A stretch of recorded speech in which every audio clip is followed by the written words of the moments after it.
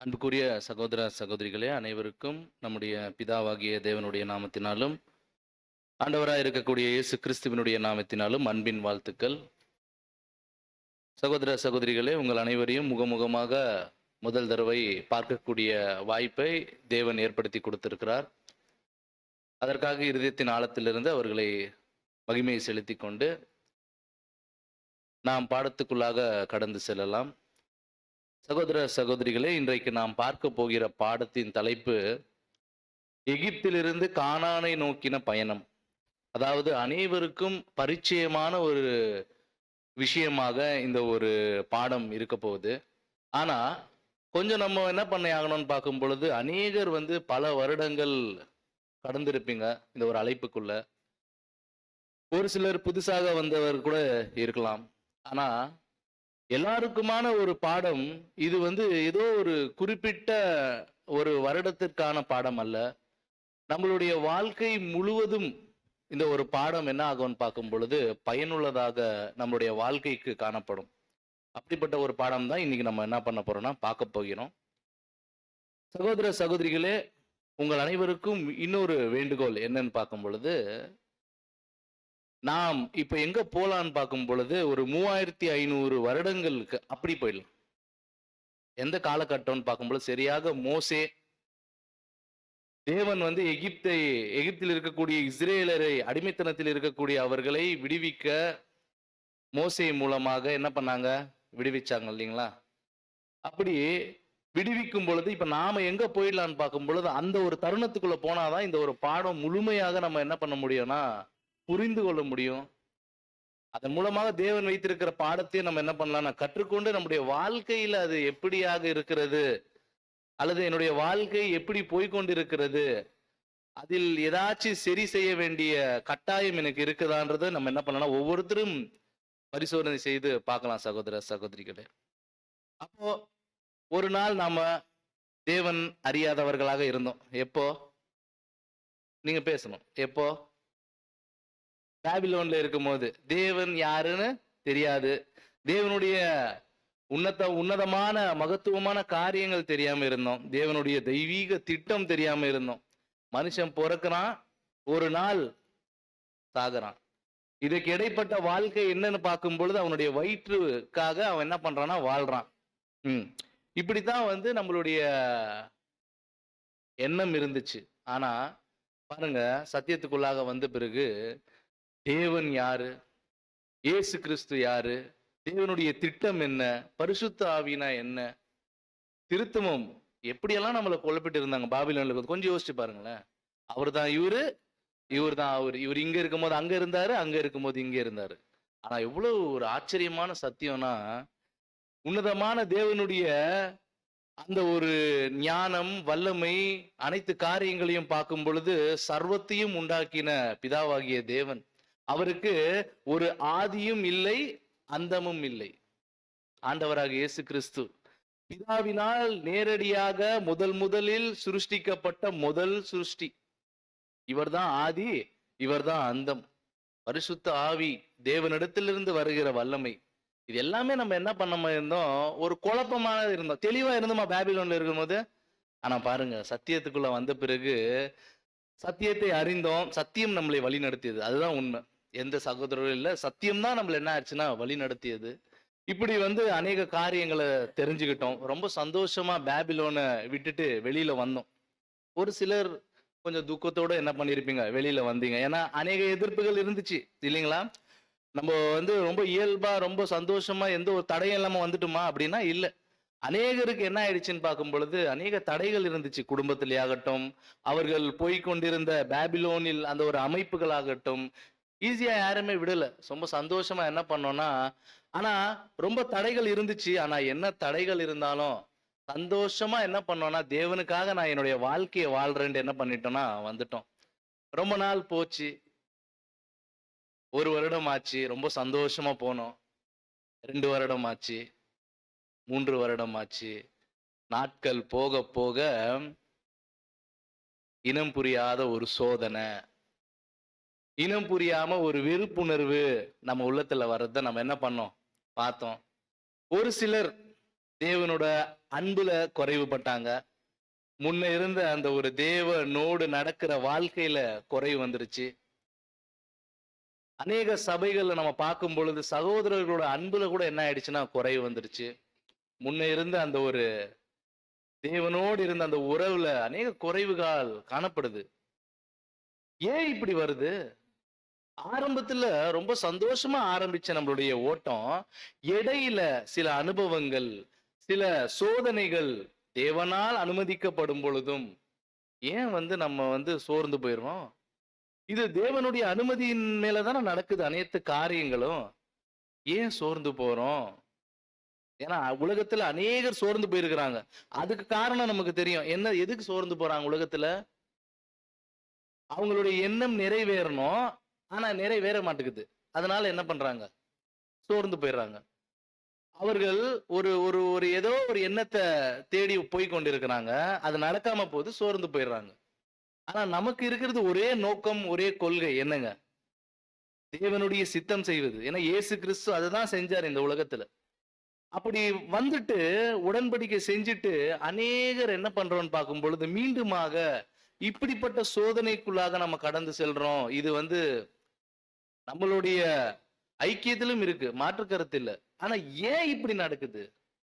ஆரம்பத்துல உற்சாகமா ஆரம்பிச்சுமே, என்ன ஆச்சு? அநேகருக்கு இல்ல, அநேகர் இந்நாள் வரைக்கும் தேவனுடைய கிருபையில சத்தியத்துல ஓடிக்கொண்டிருக்கிறார்கள். ஆனால் இது போன்ற காரியங்கள் நம்மிடம் அனுமதிக்கப்படும்.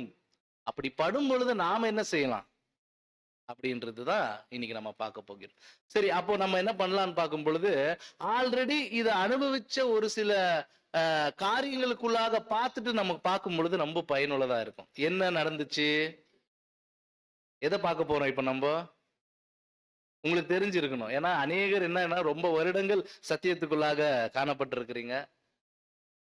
என்ன நடந்துச்சுன்னு பார்க்கும் பொழுது, எகிப்திலிருந்து இஸ்ரேல் ஜனங்க அடிமைத்தனத்துல போயிட்டாங்க. ரொம்ப வருடம் போயிட்டாங்க. இப்போ தேவன் அவருடைய சொந்த நாட்டுக்கு கொண்டு வருவதற்காக எகிப்திலிருந்து அடிமைத்தனத்திலிருந்து கொண்டு வரணும் என்பதற்காக மோசேயை நீ போய் இஸ்ரேல் ஜனங்களை என்ன பண்ணு, விடுவிச்சு கூட்டிட்டு வந்துரு சொந்த தேசத்துக்கு அப்படின்னு சொல்றாரு. அப்படி சொல்லும் பொழுது என்ன நடக்குது? வசனம் வாசிக்கலாம். ஆதார வசனத்தை வாசிங்க. ரோமர் 15ஆம் அதிகாரம் 4ஆம் வசனம் வாசிங்க. தேவ வசனத்தினால் உண்டாகும் பொறுமையினாலும் ஆறுதலினாலும் நாம் நம்பிக்கைக்கு நம்பிக்கை உள்ளவர்கள் ஆகும்படிக்கு முன்பு எழுதியிருக்கிறவைகள் எல்லாம் நமக்கு போதனையாக எழுதியிருக்கிறது. ஏதோ ஒரு நோக்கத்திற்காக எழுதியிருக்குது. அதாவது முன்பு எழுதப்பட்ட காரியங்கள் அனைத்தும் நமக்கு எப்படி இருக்குதுன்னா ஒரு போதனையாக இருக்குது, ஒரு படிப்பினையாக இருக்குது. ஏதோ அந்த காலத்தில் நடந்த சில சம்பவங்களை குறிப்பிடணும் அப்படின்றதுக்காக எழுதல, அல்லது வரலாற்று நிகழ்வுகளை வேதத்துல வச்சிருக்கிறாங்க அப்படின்றதுக்காக மட்டுமல்ல. ஒவ்வொரு காரியமும் புது சிருஷ்டியாக அழைக்கப்பட்டிருக்கிற நமக்கு அது எப்படி இருக்கு? போதனையாக இருக்கு சகோதர சகோதரிகளே. அப்போ அப்படிதான் ஒரு காரியத்தை நம்ம பார்க்க போகிறோம். இப்போ நாம இந்த அழைப்புக்குள்ளாக எப்படி காணப்பட்டோம், இந்த சத்தியத்துக்குள்ளாக நம்மை பற்றி ஒரு வசனம் வாசிச்சுட்டு இதுக்குள்ள போலாம்.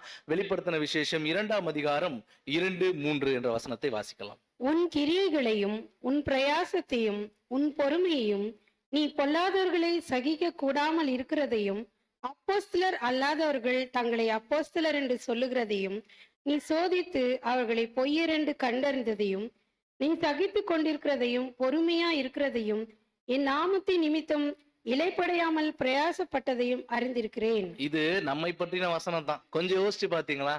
அந்த வசனத்தை உள்வாங்கும் பொழுது கொஞ்சம் யோசிச்சு பாருங்களேன். அந்த வசனத்தை கொஞ்சம் கவனம் விட்டு நீங்க பார்க்கும் பொழுது அதுல யார பத்தியும் சொல்லல, நம்ம பத்தி தான் சொல்லுது. அதாவது உன் கிரியைகளையும் உன் பிரயாசத்தையும் நான் என்ன பண்ணிருக்கிறேன், அறிஞ்சிருக்கிறேன். உன் பொறுமையை நான் அறிஞ்சிருக்கிறேன். நீ பொல்லாதவர்களை சகிக்காம இருந்த. எப்போ பொல்லாதவர்களா இருந்தாங்களா? அவங்கள சகிக்காம இருந்தோமா? எப்போ? பாபிலோன்ல இருக்கும்போது பாஸ்டர்ஸ், பிஷப்ஸ் இப்படிப்பட்ட பொல்லாதவர்களா இருந்தாங்களா?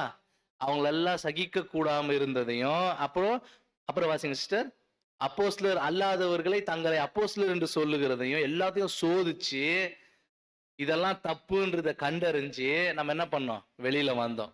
3ஆவது வசனம் வாசிங்க சிஸ்டர். நீ சகித்து கொண்டிருக்கிறதையும் சகிச்சோம். பலவிதமான பாடுகள் உபத்திரவங்கள் வரும்போது சகிச்சோமா?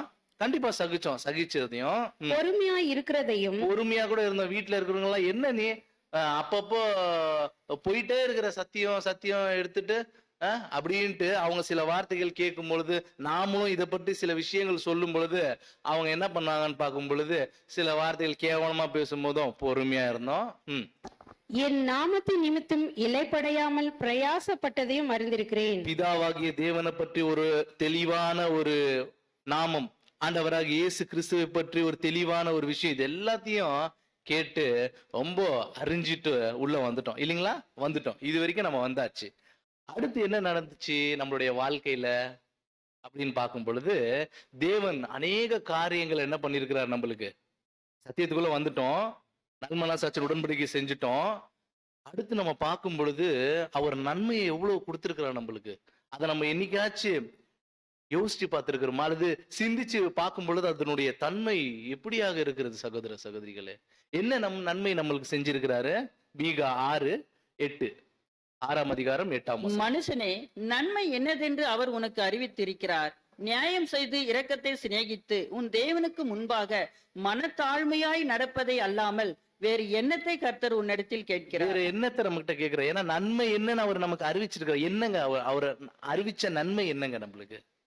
இந்த சத்தியம் இன்னும் உள்ள வந்து அநேக காரியங்களை பார்க்கும் பொழுது தெய்வீக திட்டங்கள், மனுஷன் ஆதாமிலிருந்து மரணம் வரைக்கும் அவன் அந்த ஒரு ஸ்டெப் பை ஸ்டெப்பான வாழ்க்கை முறை, தேவனுடைய தெய்வீக திட்டம். அந்த ஆசரிப்பு கூடாரத்தை கொஞ்சம் பாருங்களேன். அந்த ஆசரிப்பு கூடாரம் முன்பு நமக்கு அது எப்படி இருந்துச்சுன்னு பார்க்கும் பொழுது ஏதோ ஒரு தேவனுடைய ஆலயம் அப்படிதான் இருந்துச்சு.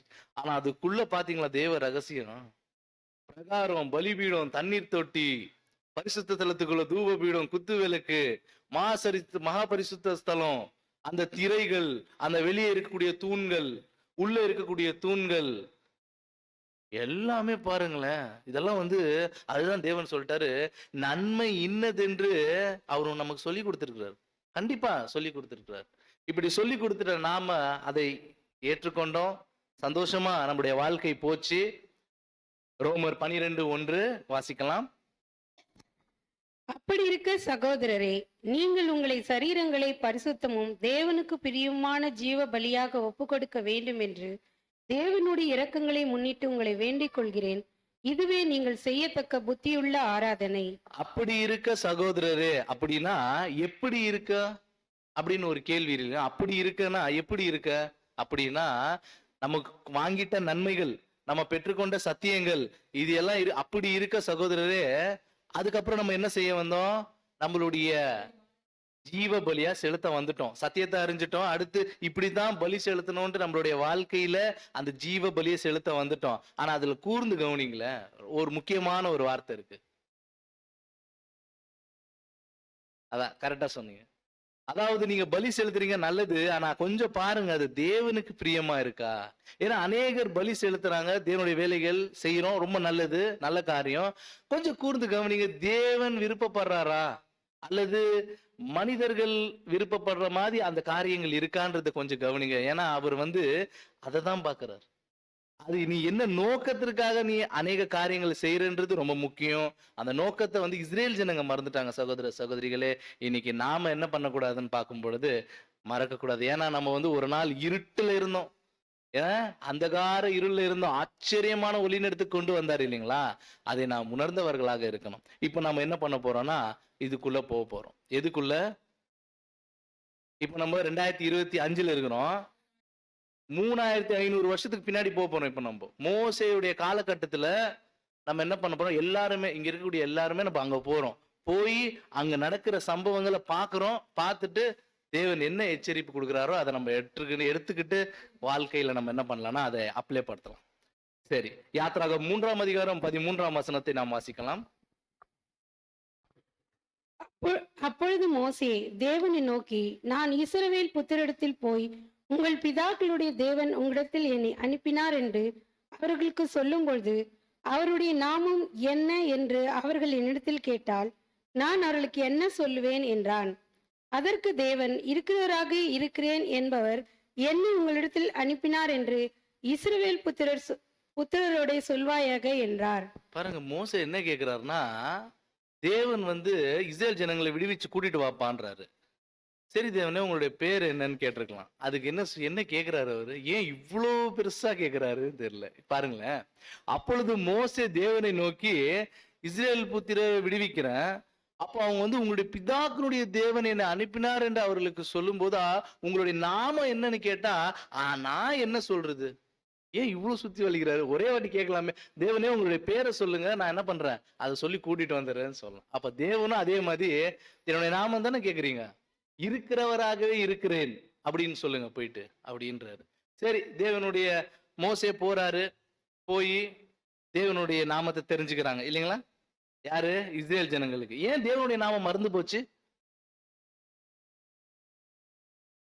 அடிமைத்தனத்துல ரொம்ப வருஷம் இருந்துட்டாங்க. 400 வருஷம் மேல இருந்தாச்சு. இப்போ கொஞ்சம் கொஞ்சமா மறக்க ஆரம்பிக்குது. ஆபிரகாமின் தேவனு, ஈசாக்கு, யாக்கோபு ஏதோ சொன்னாங்க அப்படின்னு கொஞ்சம் கொஞ்சமா மறக்க ஆரம்பிக்குது. இப்போ அதை உணர்ந்து மோசே கேக்குறாரு, அவங்க பேர் என்னன்னு சொல்லுங்க. சரி, மோசே மூலமா தேவனுடைய நாமத்தை தெரிஞ்சுக்கிட்டாங்க இஸ்ரேல் ஜனங்க. 10 வாதைகள் நடக்குது. தலைச்சன் பிள்ளை சங்காரம் புறப்பட்டாங்க, நிழலான பஸ்காவை அனுசரிச்சாங்க. செங்கடல் இடையூறா நிக்குது இல்லைங்களா? பாரன் போ சொல்லிட்டாரு, ஆனா செங்கடல் இடையூறா நிக்குது. பார்க்கும் பொழுது ரொம்ப பயம். இப்ப நாமளும் அங்கதான் இருக்கிறோம், செங்கடல்ல தான் நிக்கிறோம். செங்கடல் நிக்குது, பின்னாடி ஓடி ஓடி வராங்க கொல்றதுக்கு, குதிரையில வராங்க. இப்ப நம்ம நிக்கிறோம், இஸ்ரேல் ஜனங்க, மோசையெல்லாம் நிக்கிறாரு, கடல் நிக்குது. இப்ப நம்ம அந்த இடத்துக்கு போயாகணும். எப்படி இருக்கும் யோசிச்சு பாருங்க. இப்ப இங்க போறதுக்கும் இல்ல, கடல் நிக்குது. பின்னாடி போலான்னா சேனைகள் துரத்துது, என்ன பண்றதுன்னு தெரியல. செங்கடல் 2ஆ பிறந்துச்சு இல்லைங்களா? எவ்வளவு பெரிய ஒரு விஷயம். அதை பற்றி நிறைய ஆராய்ச்சி இருக்குது சகோதர சகோதரிகளே. செங்கடல் 2ஆ அது பிளக்குது. அங்க என்ன பண்றாங்க இஸ்ரேல் ஜனங்க? அங்க இருந்து விடுவிக்கப்படுறாங்க. சேனைகள் எல்லாமே என்ன பண்றாங்க? ஒளிஞ்சாங்க. இப்போ ரொம்ப உற்சாகமா சந்தோஷமா என்ன பண்றாங்கன்னு பார்க்கும் பொழுது, ஏன்னா நம்ம வந்து கடல்ல துறக்கிறதையும் மூடுறதையும் நம்ம இன்னைக்கு பார்த்துருக்கிறோமா? ஆனா பாருங்க, இஸ்ரேல் ஜனங்க தேவன் அவ்வளவு நன்மையை கடல் 2ஆ பிறகு உள்ள போயிட்டு வெளியில வந்த பின் கடல் மூடுறதையெல்லாம் பார்த்து ரொம்ப சந்தோஷம் ஆயிட்டாங்க. எவ்வளவு உற்சாகம் ஆரம்பிச்சாங்கன்னா, யாத்திராகமம் 15:3 வாசிங்க. 3 வாசிங்க. கர்த்தரே யுத்தத்தில் வல்லவர், கர்த்தர் என்பது அவருடைய நாமம். யாத்திராகமம் 15:11 வாசிங்க. கர்த்தாவே, தேவர்களில் உமக்கு ஒப்பானவர் யார்? பரிசுத்தத்தில் மகத்துவம் உள்ளவரும், துதிகளில் பயப்படத்தக்கவரும், அற்புதங்களை செய்கிறவருமாகிய உமக்கு ஒப்பானவர் யார்? அவ்வளவு தேவனை புகழ்றாங்கன்னா பின்னாடி பார்க்க போறோம் எந்த அளவுக்கு அதே மாதிரி ஆப்போசிட்டா பேசுறாங்கன்னு. அவ்வளவு புகழ்றாங்க, கர்த்தாவே தேவர்கள் உமக்கு ஒப்பானவர் யாரு? ஏன்னா இதெல்லாம் பார்க்கும் பொழுது எங்களுக்கு ரொம்ப சந்தோஷமாயிடுச்சு. கடல் மூடி துறக்கிறதையும் ரொம்ப சந்தோஷமா அவருடைய வாழ்க்கையை ஆரம்பிச்சாங்க. இப்படி போய்கொண்டிருக்கக்கூடிய வாழ்க்கை எப்படி நாம ஒரு நாள் பாபிலோன்ல இருந்து விட்டு வரும்போது நல்மனசாட்சி உடன்படிக்கை செஞ்சு உள்ள வந்தபோது ஒரு சந்தோஷம் வந்துச்சு பாருங்க, அதே மாதிரி சந்தோஷம் இவங்க கடல்ல இருந்து வெளியில வந்த பிறகு அவ்வளவு சந்தோஷம். தேவனெல்லாம் பாடுறாங்க. நம்ம எப்படி சகோதரர் எல்லாம் பார்க்கும் பொழுது ரொம்ப அவங்கள வணக்கம் சொல்லிட்டு, வணக்கம் அவங்க சொல்றாரோ இல்லையோ, நானே என்ன பண்ணிடுறேன் முன்னாடி போய் அவ்வளவு உற்சாகமா, பிரதர் டெய்லி ஒவ்வொரு கிளாஸ் வேணாம், இது வாரத்துல 1-2 வேண்டாம், தினந்தோறும் ஏதாச்சும் வேத பாடம் கூட்டம் இருக்கட்டும், அவ்வளவு உற்சாகமா என்ன போச்சு இல்லைங்களா? அதே மாதிரி இந்த இஸ்ரேல் ஜனங்களும் ரொம்ப சந்தோஷமா ஆரம்பிச்சாங்க. ஆனா பாருங்க, இந்த சந்தோஷம் கொஞ்ச நேரம் தான் இருந்துக்குச்சு. அதுக்கப்புறம் ஒரு துயரமான சம்பவம் நடக்க ஆரம்பிக்குது. என்ன நடந்துச்சு? என்னாகமம் 14ஆம் அதிகாரம் 1 வாசிக்கலாம். அப்பொழுது சபையார் எல்லாரும் கூக்குரலிட்டு புலம்பினார்கள்.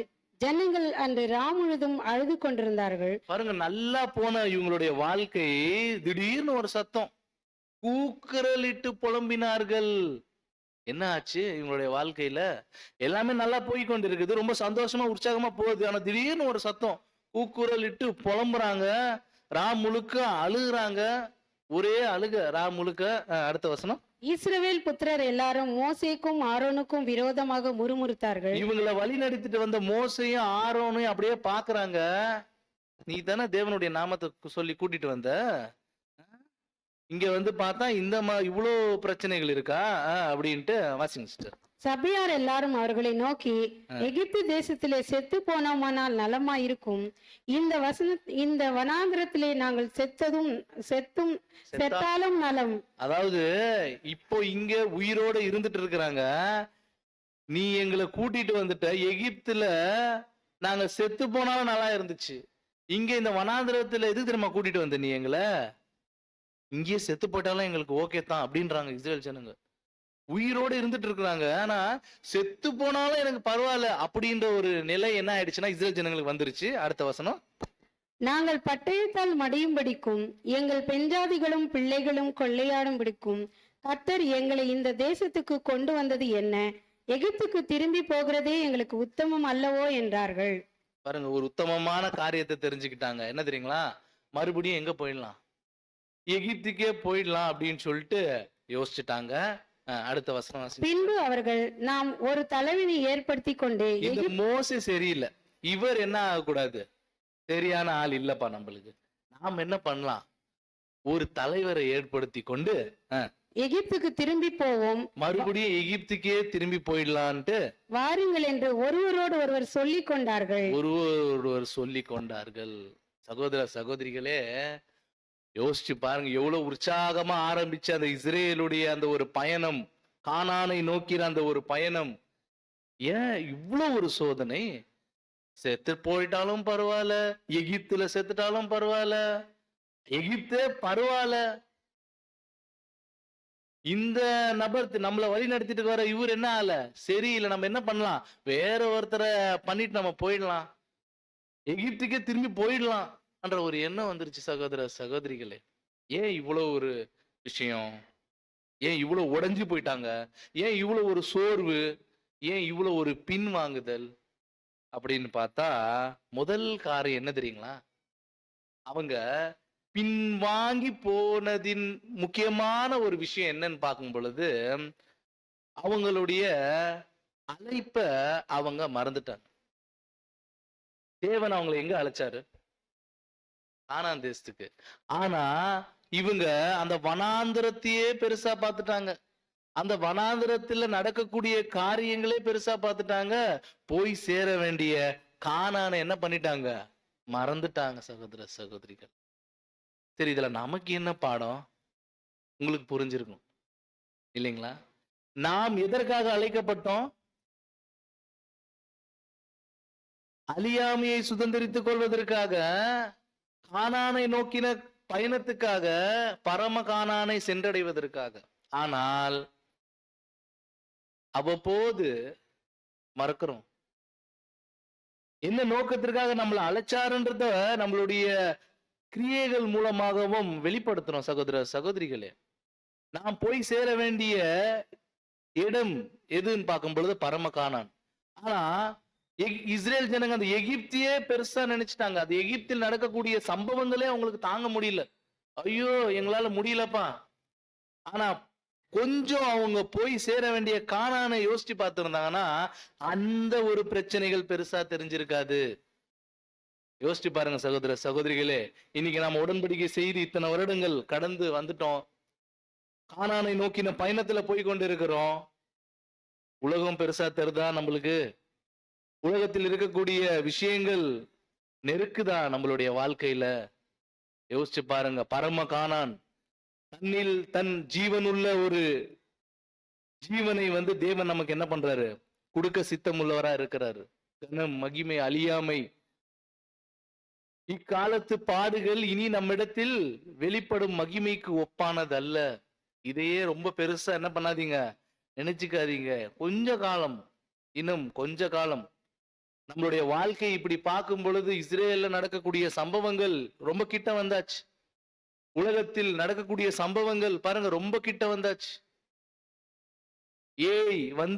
ஒட்டுமொத்த உலகத்தில் இருக்கக்கூடிய அனைத்து நிறுவனங்களையும் அழித்து கொண்டிருக்கிறது. ஏன்னா எல்லா காரியமும் எது பண்ணிடும்? ஏஐ பண்ணிடுது. இன்னைக்கு யூடியூப்ல எவ்வளவு பேர் பேசுறாங்க, எவ்வளவு பேர் வந்து லட்சக்கணக்கில் சம்பாதிக்கிறாங்க. நாளைக்கு அவங்களுக்கு வேலை இல்லை. ஏன்? அவங்க பண்றக்கூடிய வேலையே என்ன பண்ணிடும்? அதுவே பண்ணி அதுவே பேசிட்டு போயிடும். இன்னைக்கு பிளைட் ஓட்டுறாங்க இல்லையா, பைலட்ஸ், அவங்களுக்கு ஒரு காலத்துல வேலை இருக்காது. ஏன்? ஆமா, அதுவே ஓட்டிட்டு போயிடும். Artificial intelligent. அப்போ ஒட்டுமொத்த மனித குலமே வந்து வேலையே இல்லை அப்படின்னா எங்க வந்து நிக்கும்? வறுமையில வந்து நிக்கும். அர்மதன் யுத்தத்துக்கு வழி வகுத்தது. யோசிச்சு பாருங்க. அப்போ இப்படி போய் கொண்டு இருக்கிற உலகத்தை எல்லாத்தையும் அறிஞ்சு நன்மை என்னதென்று அவர் சொல்லி கொடுத்து வந்திருக்கிறோம். மீண்டுமாக நம்மளுடைய சிந்தை போதா? கொஞ்சம் கவனம் வைங்க. வந்துருங்க திருப்பி. யாத்ராகமம் 14:11 வாசிக்கலாம். அன்றியும் அவர்கள் மோசேயை நோக்கி, எகிப்திலே பிரேத குழிகள் இல்லை என்றா வனாந்தரத்திலே சாகும்படிக்கு எங்களை கொண்டு வந்தீர்? நீர் எங்களை எகிப்திலிருந்து புறப்பட பண்ணினதினால் எங்களுக்கு இப்படி செய்தது என்ன?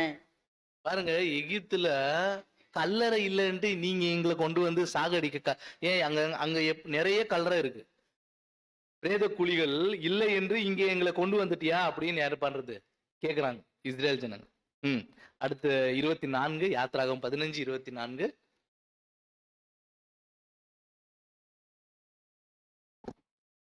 அப்போது ஜனங்கள் மோசேக்கு விரோதமாக முறுமுறுத்து, எண்ணத்தை குடிப்போம் என்றார்கள். பாருங்க, எண்ணத்தை குடிப்போம், அது அவங்களுடைய மனதின் வாஞ்சையாக இருந்தது. என்னாகமம் 11:5.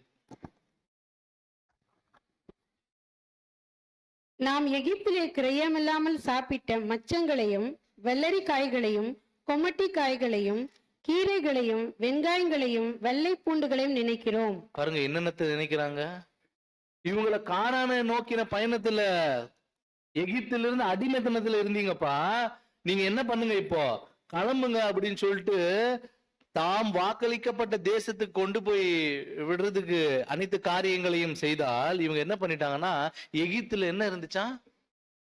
வெள்ளரிக்காய் இருந்துச்சா, கொமட்டுக்காய் இருந்துச்சா, வெள்ளை பூண்டு. பாருங்க இதெல்லாம் ஞாபகம் வருது. பாருங்க ஏன் இதெல்லாம் ஞாபகம் வருது? இவங்களுக்கு என்ன அப்படியே விட்டுட்டாரா தேவன் சாப்பாடு தண்ணி இல்லாம? தேவ தூதர்கள் சாப்பாடை கொடுத்தாரு. வாசிக்கலாம் பாருங்க, 6ஆம் அதிகாரம், என்னாகமம் 11:6.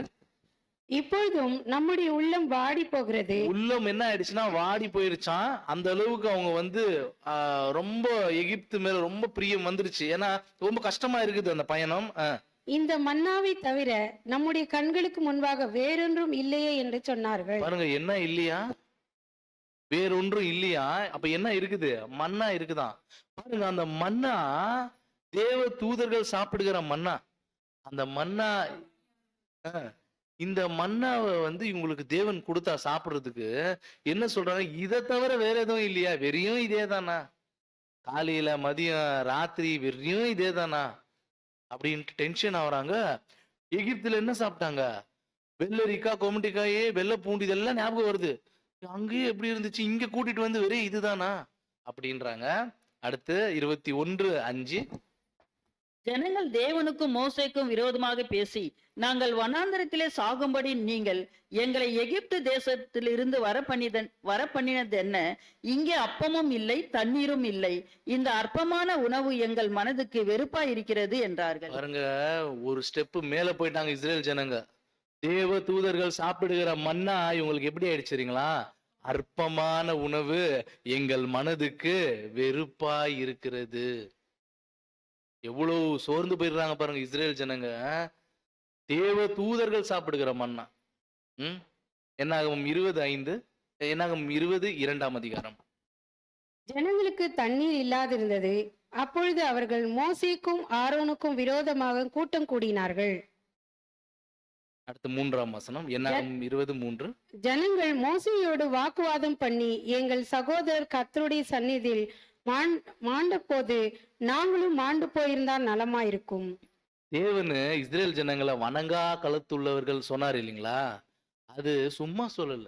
ஏன்னா எவ்வளவு காரியங்கள் தேவனுக்கு விரோதமா பண்ணணுமோ எல்லாத்தையும் பண்ணிட்டாங்க. அவ்வளவு நன்மைகள், அவ்வளவு விடுதலைகள் எல்லாம் கிடைச்சு கடைசியில் இந்த ஜனங்க மோசேக்கு விரோதமா போயிட்டாங்க.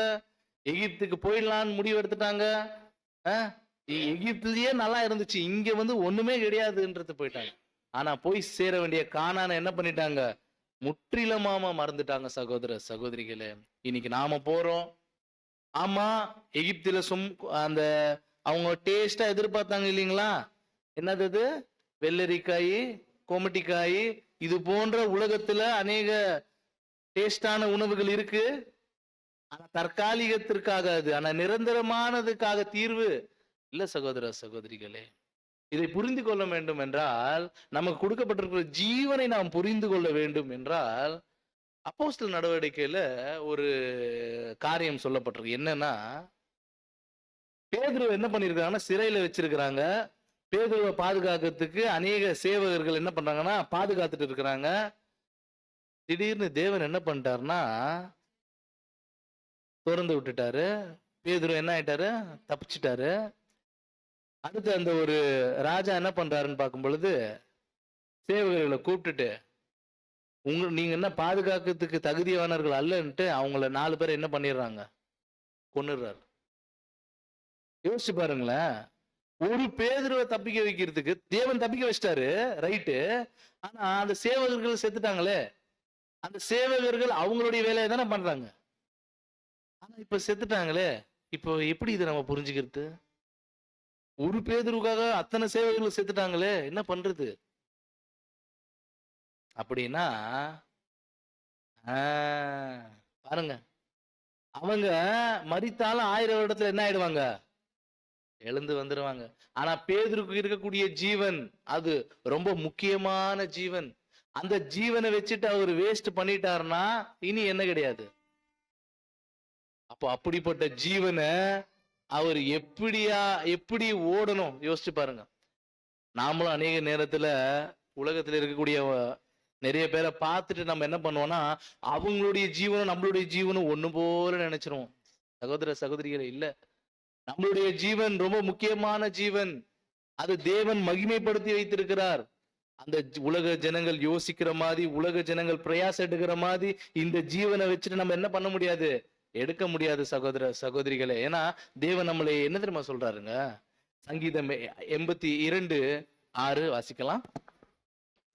நீங்கள் தேவர்கள் என்றும் நீங்கள் எல்லோரும் உன்னதமானவரின் மக்கள் என்றும் நான் சொல்லி இருந்தேன். பாருங்க, நீங்க தேவர்கள் போல, நீங்களும் என்ன போலதான், என் மகனை போலதான் என்று நான் சொல்லியிருந்தேன். அடுத்த வசனம். ஆனாலும் நீங்கள் மனுஷரை போல செத்து லோக பிரபுக்களில் ஒருவனை போல விழுந்து போவீர்கள். பாருங்க, மனுஷரை போல செத்து லோக பிரபு ஒருவனை போல விழுந்து போயிட்டீங்க. யாருங்க அந்த லோக பிரபு? லோக பிரபு யாருங்க? இல்ல, லோக பிரபு அப்படின்னா முதல் பிரபுனா ஆதாம். ஆதாம் போல விழுந்து பாருங்க. ஆதாமும் பரிபூர்ணமா படைக்கப்பட்டாரு, ஆனா என்ன பண்ணாருன்னா விழுந்து போயிட்டார். இரண்டாம் ஆதாம் ஆகிய இயேசு கிறிஸ்து வந்து அவரும் வாழ்ந்தாரு, பரிபூர்ணமா இருந்தாரு. அவர் என்ன ஆயிடுச்சு? மரணம் வந்துச்சு. பாருங்க, அந்த ஆதாமுக்கும் மரணம் வந்துச்சு, இந்த இரண்டாம் ஆதாமுக்கும் மரணம் வந்துச்சு. இப்போ நமக்கும் மரணம் வரப்போகுது இல்லையா? இந்த 2 பேருடைய மரணத்துல நம்முடைய மரணம் எப்படிப்பட்ட மரணமாக இருக்கணும்? ஆதாம் போல கீழ்ப்படியாமல மரிக்க போறோமா, இல்ல தேவனுடைய சித்தம் செய்து இயேசு கிறிஸ்துவை போல மரிக்க போறோமா? ரொம்ப முக்கியம் சகோதர சகோதரிகளே. அப்போ இந்த உலகம் நமக்கு நிரந்தரம் அல்ல. இந்த உலகத்தில் இருக்கக்கூடிய காரியங்கள் பெருசு கிடையாது. ஏன்னா நமக்கு கொடுக்கக்கூடிய ஜீவன் பிதாவாகிய தேவன் வைத்திருக்கக்கூடிய ஜீவனை நமக்கு கொடுக்க போறாரு என்பதை அவ்வப்போது இல்லை, எப்பவுமே நினைச்சு பார்க்க இருக்கணும். ஏன்னா இந்த உலகம் வஞ்சிச்சிரும் நம்மள. ரொம்ப ஜாக்கிரதையாக இருக்கணும் சகோதர சகோதரிகளே. அடுத்த காரியம் என்னன்னு பார்க்கும் பொழுது, அப்படியே காலங்கள் நடக்குது. திடீர்னு மோசே வந்து அந்த 12 கோத்திரத்துல இருக்கக்கூடிய 12 பிரபுக்களை கூப்பிடுறாரு. கூப்பிட்டு, நீங்க என்ன பண்ணுங்க, கானான் தேசத்தை போய் வேவு பார்த்துட்டு வாங்க. ஏன்னா நாங்க சுதந்திரத்தை போற கானான் தேசத்தை கொஞ்சம் வேவு பார்த்துட்டு வாங்கன்னு அனுப்புறாங்க. அதுல பாருங்க, என்னாகமம் 13:2 வாசிங்க. நான் இஸ்ரவேல் புத்திரருக்கு கொடுக்கும் கானான் தேசத்தை சுற்றி பார்ப்பதற்கு நீ மனிதரை அனுப்பு. ஒவ்வொரு பிதாக்களின் கோத்திரத்திலும் ஒவ்வொரு பிரபுவாகிய புருஷனை அனுப்ப வேண்டும். பாருங்க, ஒவ்வொருத்த கோத்திரத்திலையும் பிரபுவான், தலைவர்களாம், அவன் எல்லாரும் என்ன பண்ணுங்க, தேர்ந்தெடுத்து இஸ்ரேல் ஜனம் எப்படி இருக்குதுன்னு வேவு பார்த்து வாங்கன்னு சொல்லி அனுப்பப்பட்டவர்கள் அந்த 12 பேர். ஆனா இந்த 12 பேர்ல 10 பேர் என்ன சொல்லிட்டாங்க? என்ன இருக்குது? நசுக்கி போட்டுருவாங்க, அங்கெல்லாம் வந்து நம்மலாம் போக முடியாது. ஆனா தேவனுடைய வார்த்தை என்ன சொல்லுதுன்னா, நான் உங்களை கானான் கொண்டு போய் சேர்ப்பேன் அப்படின்னு சொல்லுது. ஆனா இவங்க என்ன பண்றாங்கன்னா, அங்கெல்லாம் போக முடியாதுப்பா, அங்கெல்லாம் ரொம்ப தடைகள் இருக்கு, நாமெல்லாம் அங்கெல்லாம் சான்ஸே கிடையாது 10 பேர் சொல்றாங்க. சகோதர சகோதரிகளே, இதுல நமக்கு என்ன பாடம்? ஒரு சில நேரங்களில் நம்மோடு இசைந்திருக்கும் அங்கங்களாக இருக்கக்கூடியவர்கள் ஒரு சில நேரங்கள்ல தேவனுடைய வார்த்தைகளுக்கு நேர் எதிர்மாறாக பேச பொழுது, சகோதர சகோதரிகளே, நாமும் அவரோடு இசைந்து போயிடலாமா? தேவனுடைய வாக்கு சொல்லுது கொண்டு போய் சேர்ப்பேன்னு, நம்மலாம் எங்க பிரதர், அதெல்லாம் நடக்கிற காரியமா? சகோதர சகோதரிகளே, ஏன்னா இது அநேகமா எப்படி இந்த பிரச்சனைகள் வரும் தெரியுங்களா? சகோதரர்களை பின்பற்றும் பொழுது வரக்கூடிய பிரச்சனைகளாக இருக்கிறது. ஏன்னா இயேசு கிறிஸ்துவை பின்பற்றதான் நம்ம வந்தோம். ஆனா வரும் பொழுது அநேக சகோதரர்களை நம்ம பின்பற்ற போயிடுறோம். தப்பு கிடையாது, நல்ல விஷயம்தான். ஆனா தேவனுடைய வார்த்தைக்கு மேல வச்சிருது என்னது? ரொம்ப பெரிய ஆபத்து சகோதர சகோதரிகளே. ஏன்னா அந்த 10 பேர் அப்படிதான் தேவனுக்கு விரோதமா சொல்லிட்டாங்க, போக முடியாதுன்னு. அவங்க பின்னாடி ஒரு பெரும் கூட்டமே நின்னுட்டு அலறிட்டு இருக்கு, ஐயோ போக முடியாதா அப்படின்ட்டு. ஆனா அது நடுவுல 2 பேர் யாருங்க? தேவனுடைய வார்த்தை சொல்லுது, நம்ம என்ன பண்ணுவோம்? கண்டிப்பா போய் சேருவோம். போய் சேர்ந்தாங்களா? பாருங்க, எகிப்திலிருந்து 6 லட்சம் புருஷர்கள் கிளம்புனாங்க எங்க? கானானை நோக்கின பயணத்துல. ஆனா போய் சேர்ந்தது 2 பேர். அப்பனா பாருங்க அதனுடைய ஃபில்ட்ரேஷன் எப்படி இருக்கு பாருங்க. 6 லட்சம் புருஷர்கள்னா ஒட்டு மொத்தமாவே ஒரு 24 லட்சம் பேர் கிளம்பிருக்கலாம் அப்படின்னு சொல்றாங்க. ஏன்னா அவருடைய மனைவிகள், பிள்ளைகள் எல்லாத்தையும் எடுத்தா 24 லட்சம் மேல கிளம்பிருக்கலாம். ஆனா போய் சேர்ந்தது 2 பேர் தான். சகோதர சகோதரிகள், ஃபில்ட்ரேஷன், அதனுடைய படிநிலைகள் என்பது நாம் சிந்தித்து பார்க்க வேண்டும் சகோதர சகோதரிகளே. அதாவது சபையில் இருக்கக்கூடிய எல்லாருக்கும் மதிப்பும் மரியாதையும் நம்ம கொடுக்கணும். ஆனா இவர் தான் சபை வகுப்பார் அப்படி நம்ம என்ன பண்ணக்கூடாது? பரிசு கொடுக்க கூடாது. ஏன்னா பரிசு கொடுக்கறது யாரு? தேவன். சகோதர சகோதரி, ஏன் அப்படி சொல்றோம்னா, ஒரு சில நேரங்கள்ல பாருங்க, அவரு தான் எல்லாமே இப்படி டிபெண்ட் ஆகும் பொழுது மாம்சத்துல இருக்கிறதுனால ஒரு சில கசப்பான தன்மை வெளிப்படலாம். ஏன்னா விழுந்து போன சுபாவத்துல இருந்து சில தன்மைகள் வெளிப்படலாம். அப்படி படும் பொழுது நம்மள என்ன பண்ணிடும்னா, அது இந்த ஓட்டத்துல ஓட விடாம தடை செய்திடும். அப்ப நம்ம என்ன பண்ணோம்னா, அவங்கள பார்க்க கூடாது. ஏன்னா இயேசு கிறிஸ்துவை பார்க்கணும். அதான் விசுவாசத்தை தொடக்கிறவரும் முடிக்கிறவருமாக இயேசு கிறிஸ்துவை நோக்கி நமக்கு நியமித்திருக்கிற ஓட்டத்துல ஓடணும். அநேகர் என்ன பண்ணுவாங்கன்னா, மற்றவங்களுடைய ஓட்டத்துல ஓடுவாங்க. நமக்கு நியமித்திருக்கிற ஓட்டத்தில் பொறுமையோடு ஓடக்கடணும். சகோதர சகோதரிகளே, நம்ம சபையில பாக்குற எல்லாருமே சபை வகுப்பார் அல்ல. ஒரு சிலர் சபை வகுப்பாரும் இங்கதான் இருக்காங்க. திரள் கூட்டம் போறவர்களும் என்ன பண்ணுவாங்க? இங்கதான் இருப்பாங்க. 2ஆம் மரணத்துக்கு போறவங்களும் என்ன இருப்பாங்க? சகோதர சகோதரி, நம்ம ஏன் 2ஆம் மரணத்துக்கு போறவங்கள பார்க்கணும்? நம்மள ஏன் திரள் கூட்டம் போய் கொண்டு இருக்கிறவரை பார்க்கணும்? சபை வகுப்பார பார்க்கலாமே. அப்படி இல்லைனாலும் வேதத்துல இயேசு கிறிஸ்துவே சொல்லிட்டாரு, என்னை பின்பற்றுங்கள். ஏன்னா நான் என்னை வச்சு இன்னொரு நபரை வைக்கும் பொழுது அவருடைய பலவீனம் தான் நமக்கு தெரியும். ஆனா இந்த இடத்துல இயேசு கிறிஸ்துவை வச்சுட்டு நம்மள பாருங்களேன், ஐயோ இப்படி இருக்கிறேனே நானு, அவருடைய சாயலை அணிந்து கொள்வேன்ட்டு இப்படியெல்லாம் இருக்கிறேனா நானு அப்படின்னு நம்ம குறைகள் என்ன ஆகும்னு பார்க்கும் பொழுது அங்கே தெரியப்படும் சகோதர சகோதரிகளே. ஏன்னா சபையில பாருங்க, வெளிப்படுத்தின விசேஷம் 22ஆம் அதிகாரம் 11ஆம் வசனம். அநியாயம் செய்கிறவன் இன்னும் அநியாயம் செய்யட்டும். சபையில அநியாயம் செய்து கொண்டிருக்கக்கூடியவர்கள் செய்யட்டும். ஏன்னா சபையில எல்லாத்தையும் அனுமதிக்கிறாரு. அதை நாம் உணர்ந்து கொள்ளணும். ஏன்னா நம்மை சரி செய்வதற்கு ஏன் தேவன் இப்படியெல்லாம் அனுமதிச்சிருக்கிறாரு? நம்ம கிட்ட இப்படியெல்லாம் தேவனுடைய சித்தமா இருக்குது. ஏன்னா அந்த அனுபவங்கள் பெற்று தான் நம்ம என்ன பண்றாரு, சபை ஆக்கி கொண்டிருக்கிறார். வாசி. அசுத்தமா இருக்கிறவன் இன்னும் அசுத்தமா இருக்கட்டும், நீதி உள்ளவன் இன்னும் நீதி செய்யட்டும், பரிசுத்தம் உள்ளவன் இன்னும் பரிசுத்தம் ஆகட்டும். சகோதர சகோதரிகள், யாரையும் பார்க்காதீங்க. உங்ககிட்ட நீதி இருக்கா, நீதி செய்கின்ற ஆசை இருக்கா, பரிசுத்தம் ஆகணும்ன்ற எண்ணம் இருக்கா, அவங்களெல்லாம் விட்டுருங்க. நீங்க பரிசுத்தமாங்க. நீங்க அந்த 2 பேர் மாதிரி இருங்க. நம்ம அங்க பாக்குறோம் சகோதர சகோதரிகளே. அதான் என்னாகமம் 14:24 அதுல பாருங்க, தேவன் சொல்றாரு, என்னுடைய தாசனாகி காலேப் வேறு ஆவி உடையவனாய் இருக்கிறபடியினாலும் உத்தமமாய் என்னை பின்பற்றி வந்தபடியினாலும் அவன் போய் போதும் சிஸ்டர். பாருங்க, உத்தமமா வேறே ஆவியை உடையவராக இருந்திருக்கிறாங்க தேவனுடைய பார்வையில. யாரு? காலேபோ யோசுவா. அப்படி மாதிரி நாம என்ன பண்ணலாம் தெரியுங்களா? சபையோடு ஒத்து போக வேண்டாம், நல்ல காரியத்துல பண்ணுங்க. ஆனா தேவனுக்கு விரோதமா ஏதாச்சும் எழும்புதா? வேண்டாம். 10ஓட 11 எல்லாருமே ஒரே ஒரு விஷயத்த சொல்றாங்க பிரதர். அங்க காலேப் யோசுவா தனித்தன்மையா அங்க என்ன பண்ணாங்க தெரிஞ்சாங்க. அதனால ஊரோட ஒத்து வாழ வேண்டாம். சபையோ 10ஓட 11 இருக்கவும் வேண்டாம். ஏன்னா சத்தியம் நமக்கு அப்படி சொல்லல.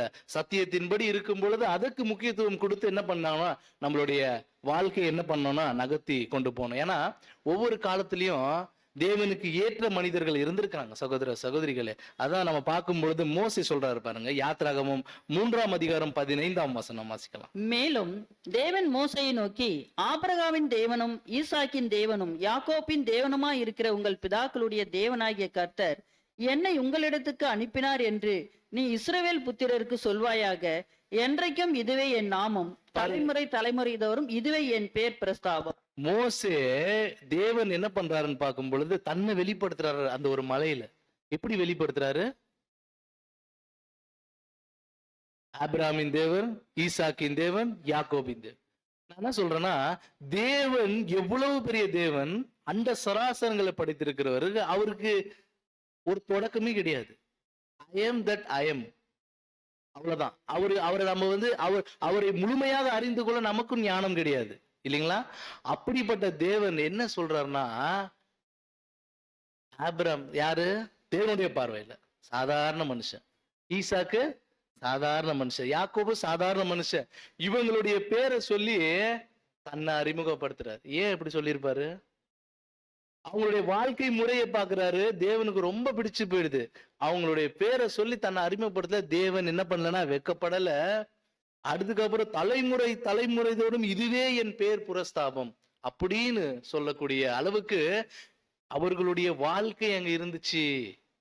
இன்னைக்கு இந்த உலகத்துல சபையாக தேர்ந்து எடுத்து கொண்டிருக்கக்கூடிய கிறிஸ்துவின் மனவாட்டியாக அழைக்கப்பட்டிருக்கக்கூடிய நம்முடைய வாழ்க்கை எப்படி இருக்கு? யோசிச்சு பார்க்கணும். ஒவ்வொரு சகோதர சகோதரிக்கும் நம்முடைய வாழ்க்கை அதுக்கு இசைவாக இருக்கிறதா அப்படின்றது அவ்வப்போது என்ன பண்றாருன்னு பார்க்கும் பொழுது நம்முடைய வாழ்க்கை திசை மாறி போகும்பொழுது தேவனுடைய ஆலோசனை கொடுத்து நம்மளை ஒவ்வொரு நாளும் சீர்படுத்தி ஸ்திரப்படுத்தி நிலைநிறுத்தி கொண்டிருக்கிறார். எப்படின்னு பார்க்கும் பொழுது தேவனுடைய தூதை கொண்டு ஒவ்வொரு கூடுகையிலும் நாம் கேட்கக்கூடிய பாடங்கள் அதெல்லாம் எதற்கு சகோதர சகோதரிகளே? நம்ம இவ்வளவு நாள் இங்க இவ்வளவு நேரம் ஸ்பெண்ட் பண்ணோம், அநேகர் நமக்கு சத்தியம் கொடுக்கணும், ஸோ இதை இந்த மாதிரி எல்லாம் தெரிஞ்சு வச்சிருக்கணும். அதுக்கா நம்முடைய வாழ்க்கை என்ன பண்ணி ஆகணும்? நம்ம சரி செய்யணும், மாற்றம் அடையணும். அதற்காக தான் இவ்வளவு பாடங்கள் நம்மளுடைய வாழ்க்கையில நம்ம கற்றுக்கொள்றோம். கற்றுக்கொள்றது என்றது வேறு, ஆனா புரிஞ்சு கொள்றது என்பது வேறு. இப்ப நம்ம கற்றுக்கொண்டிருக்கோமா புரிஞ்சு கொண்டிருக்கிறோமா? புரிஞ்சு கொண்டிருக்கணும். ஏன்னா கற்றுக்கொள்ளுதல் என்பது உலகத்துல கூட பண்ணலாம், ஏன்னா அது நாலேஜ் இருந்தா போதும். ஆனா புரிந்து கொள்வது என்பது இருதயத்தில் நடக்கக்கூடிய காரியம். அப்படின்னா அது சொல்லக்கூடிய வார்த்தையை புரிந்து உணர்ந்து நம்முடைய வாழ்க்கையில செயல்படுத்தணும் இல்லைங்களா? அதுதான் ரொம்ப முக்கியம். இஸ்ரேல் ஜனங்க அநேக பலிகளை செலுத்தினாங்க. தேவன் சொல்றமா அநேக காரியங்களை செஞ்சாங்க. ஆனா தேவனுக்கு விருப்பம் இல்லையே, அந்த பலிகள் கொடுக்கப்பட்ட நோக்கத்தை என்ன பண்ணிட்டாங்க, மறந்துட்டாங்க. அப்படின்றத நம்ம என்ன பண்றோம்னா அடிக்கடி பாக்குறோம். ஏன்னா முதலாம் உலகத்துல ஒரு நோவாவை அந்த முதலாம் உலகத்துல இருக்கக்கூடிய எந்த காரியமும் பாதிக்கல. ஏன்னா தேவனுடைய பார்வையில் எப்படி இருந்தார் அவரு, வேறுபட்டு வித்தியாசமா தனித்தன்மை உடையவராக காணப்பட்டார். யோசேப்பு எகிப்துல பாருங்க, யோசேப்பு சகோதரர்களோட இருக்கிறாரு. சகோதரர் பிளான் பண்ணி யோசேப்பு என்ன பண்றாங்க, குழியில போட்டுறாங்க, அடுத்து விற்று போட்டுறாங்க. இப்ப எகிப்துக்கு அங்க போனா அங்க தப்பே பண்ணாம என்ன பண்றாங்க, சிறையில போட்டுறாங்க. பாருங்க, தனித்தன்மை உடையவரா இருக்கிறாரு. உடனே தேவன் என்ன பண்றாருன்னா இரண்டாம் மன்னனுடைய ஸ்தானத்துக்கு என்ன பண்றாரு, கொண்டு வராரு. அடுத்து இவர்கள் யாரெல்லாம் இந்த யோசேப்பை நிராகரித்தார்களோ அவர்கள் என்ன பண்றாங்கன்னா இவர்கிட்ட தான் உதவி கேட்கிறாங்க.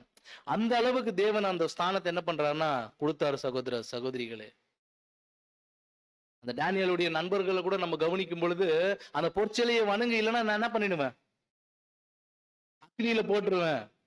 அவங்க பாருங்க, அவங்க எவ்வளவு வைராகியமா, நாங்கள் ஆராதிக்கிற தேவன் எங்களுக்கு தப்பவிக்க வல்லவரா இருக்கிறார், நீ எங்களை அங்க போட்டாலும் சரி, நீ சொல்ற இந்த காரியத்தை என்ன பண்ண மாட்டேன், செய்ய மாட்டேன். பாருங்க, உறுதியா இருந்தாங்க. அந்த அக்னியில போடப்பட்டார்கள். அவங்களுக்கு எந்த தீங்கும் நடக்கல. அந்த அக்கினி நமக்கு வரக்கூடிய அனுபவங்கள், அந்த 3 நபர்கள் சபை வகுப்பாருக்கு அடையாளமா இருக்கிறாங்க. அவங்க அந்த அக்கினியில போகும்பொழுது அவங்களுக்கு எதுவுமே நடக்கல. சகோதர சகோதரிகளே, இன்னைக்கு நாம அக்கினி போன்ற சோதனைக்குள்ளாக கடந்து செல்லும் பொழுது நாம் என்ன மாதிரி மனம் வீசக்கூடியவர்களாக இருக்கிறோம் என்பது ரொம்ப முக்கியமா இருக்குது. சகோதர சகோதரிகளே, எபிரேயர் 12:1 வாசிக்கலாம்.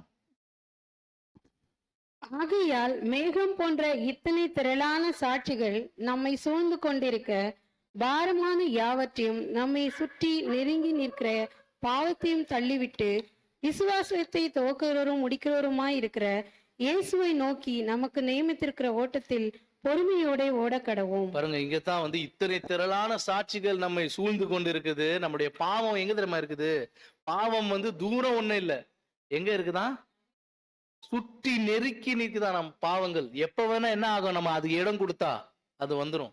எல்லாத்தையும் தள்ளி விட்டு ஒரே ஒருத்தரை இலக்கா வச்சு ஓடுங்க. விசுவாசத்தை துவக்குகிறவரும் முடிக்கிறவருமா இருக்கிற இயேசு கிறிஸ்துவை நோக்கி நம்ம என்ன பண்ணணும், ஓடக்கூடியவர்களாக இருக்கணும். அதாவது வெளிநாட்டுலயா எங்கேன்னு தெரியல, ஒரு ஓட்டப்பந்தயம் வைக்கிறாங்க. ஒருத்தர் முதல்ல வந்துட்டாரு, ஆனா பரிசு தரல. ஏன்? ஓட்டப்பந்தயம் வைக்கிறாங்க, எல்லாம் எல்லாம் கரெக்டா இருக்குது. முதல் நாளே ஒருத்தர் வந்துட்டாரு, ஆனா பரிசு அவருக்கு தரல.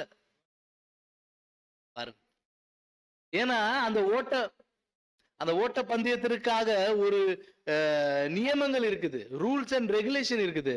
அதை பின்பற்றி தான் ஓடணும். அதை பின்பற்றாம ஓடணும் என்ன கிடைக்காது, பரிசு கிடைக்கும். அதுக்குதான் சகோதர சகோதரிகளே, இயேசு கிறிஸ்துவ பாருங்க, அதுதான் உங்களுக்கு இலக்கு. அந்த இலக்குல நீங்க உங்களுடைய விஷயத்தை ஓடுங்க. நீங்க பக்கத்துல இருக்கிறவங்கள பார்க்காதீங்க, பக்கத்துல இருக்கிற ஓட்டத்தை நீங்க என்ன பண்ணாதீங்க, ஓடாதீங்க. தொடக்க முடிவுமா இருக்கக்கூடிய இயேசு கிறிஸ்துவ பார்த்து நீங்க என்ன பண்ணுங்க, ஓடுங்க அப்படின்றார். சகோதர சகோதரிகளே, அதான் திராட்சையுடைய ஊமைகளை பார்க்கும் பொழுது அதுல இயேசு கிறிஸ்து ஒரு விஷயத்தை கூட சொல்லுவார், நிலைத்திருக்கிறத பத்தி பேசுவார். பாருங்க, இன்னைக்கு அந்த 10 பேருடைய வார்த்தையை கேட்டு அவங்க போயிட்டாங்க. ஆனா யாருக்குள்ளதான் நிலைச்சிருக்கணும்னு பார்க்கும் பொழுது இயேசு கிறிஸ்து சொல்றாரு பாருங்க, யோவான் 15:4 வாசிக்கலாம். என்னில் நிலைத்திருங்கள், நானும் உங்களில் நிலைத்திருப்பேன். கொடியானது திராட்சை செடியில் நிலைத்திராவிட்டால் அது தானாய் கனி கொடுக்க மாட்டாதது போல, நீங்களும் என்னில் நிலைத்திராவிட்டால் கனி கொடுக்க மாட்டீர்கள். பாருங்க, எத்தனை வாட்டி நிலைத்திருங்கள் நிலைத்திருங்கள்னு வருது. அதை தாண்டி அதுல கவனிங்க, ஒரு வசனம் எண்ணில் எண்ணில் எண்ணில்னு வரும் அநேக வாட்டி. ஏன் இத்தனை எண்ணில்? ஏன்னா நீங்க என்ன பின்பற்ற வந்துட்டீங்க, நடுவுல நீங்க என்ன பண்ணுவீங்கன்னா கொஞ்சம் வேற யாராச்சும் பின்பற்ற வாய்ப்புகள் இருக்குது. அதுதான் அதுக்கு அர்த்தம். எண்ணில் நிலைத்திருங்கள். அதாவது இயேசு கிறிஸ்து யார் இதுல? செடி. அந்த தோட்டக்காரர் யாரு? இயேசு கிறிஸ்து செடி. நாம யாரு? கொடிகள். அப்போ கொடிகள் செடியில் நிலைத்திருந்தால் தான் கனி கொடுக்க முடியும். சகோதர சகோதரிகளை, இயேசு கிறிஸ்து சொல்ற, நீங்க அநேக கனிகளை கொடுக்கணுமா, என்னில் நிலைத்திருங்க. இயேசு கிறிஸ்து நிலைத்திருந்தா, அதாவது கொடி வந்து செடியில நிலைத்திரலன்னா அதுக்கு என்ன பண்ண முடியாதா, கனி திறக்க முடியாது. இப்ப நாம இயேசு கிறிஸ்துல நிலைச்சிருக்கிறோமா அப்படின்றத நம்ம என்ன ஒவ்வொருத்தரும் சுய பரிசோதனை செய்து பார்க்கணும். சகோதர சகோதரிகளே, சரி, அவருக்குள் நிலைச்சிருக்கிறனே வைங்க. வசனம் வாசிங்க. 1 யோவான் 2:6. அவருக்குள் நிலைத்திருக்கிறேன் என்று சொல்லுகிறவன் அவர் நடந்தபடியே தானும் நடக்க வேண்டும். பாருங்க, அவர் எப்படி நடந்தாரு. அவருக்குள் நிலைச்சிருக்கிறோமா, ஆமா நாங்க நிலைச்சிருக்கிறோம், ரைட். அவர் அப்படி சொல்றவன் அவர் நடந்தபடியே நடக்கணும். அவர் எப்படி நடந்தாரு? இன்னைக்கு மன்னா ரொம்ப அருமையான மன்னா, அவ்வளவு சோதனைகள், அவர் திருப்பி எதுவும் பேசலையா, அருமையான மன்னா அது. பாருங்க, அப்போ நிலைத்திருக்கிறேன்னு சொல்றது வாய் வார்த்தை இல்ல, வாழ்க்கையின் மூலமாக நம்ம செயல்படக்கூடிய செயல்கள் தான் சகோதர சகோதரிகளே. அவர் நடந்தபடியே தானும் நடக்கணும், அவ்வளவுதான். அவர் பதில் வையில தியாகம் செஞ்சுட்டாரு. தப்பு இல்லைனாலும், தப்பு ரொம்ப போய் ஜஸ்டிபிகேஷன் எல்லாம் பண்ணல, ஏற்றுக்கொண்டாரு. அந்த மனசு இருக்குதா? தப்பே இல்லாம ஒருத்தர் நம்ம மேல வந்து பழி சுமத்துறாங்கன்னா நம்ம சும்மா இருக்கிறோமா? அதெல்லாமே தான் அவருக்குள் நிலைத்திருக்கிறவன். சகோதர சகோதரிகளே, இப்ப நம்ம என்ன பண்ணலான்னு பார்க்கும் பொழுது, என்னாகமம் 12ஆம் அதிகாரம் 2ஆம் வசனம் வாசிக்கலாம்.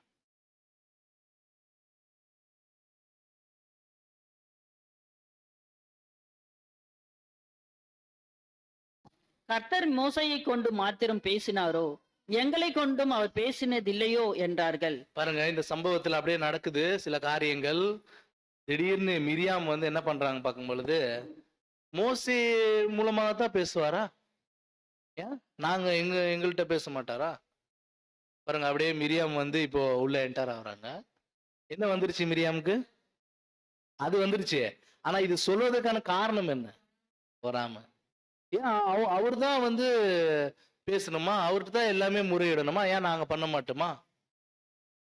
சகோதர சகோதரிகளே, இது போன்ற ஒரு எண்ணம் வந்து எதற்காகன்னு பார்க்கும் பொழுது, சில பொறாமைகள், சிலருடைய வளர்ச்சியை பார்த்து அதன் மூலமாக வரக்கூடிய பொறாமைகள், அதுதான் வந்து ரொம்ப பெருசா இருக்கு.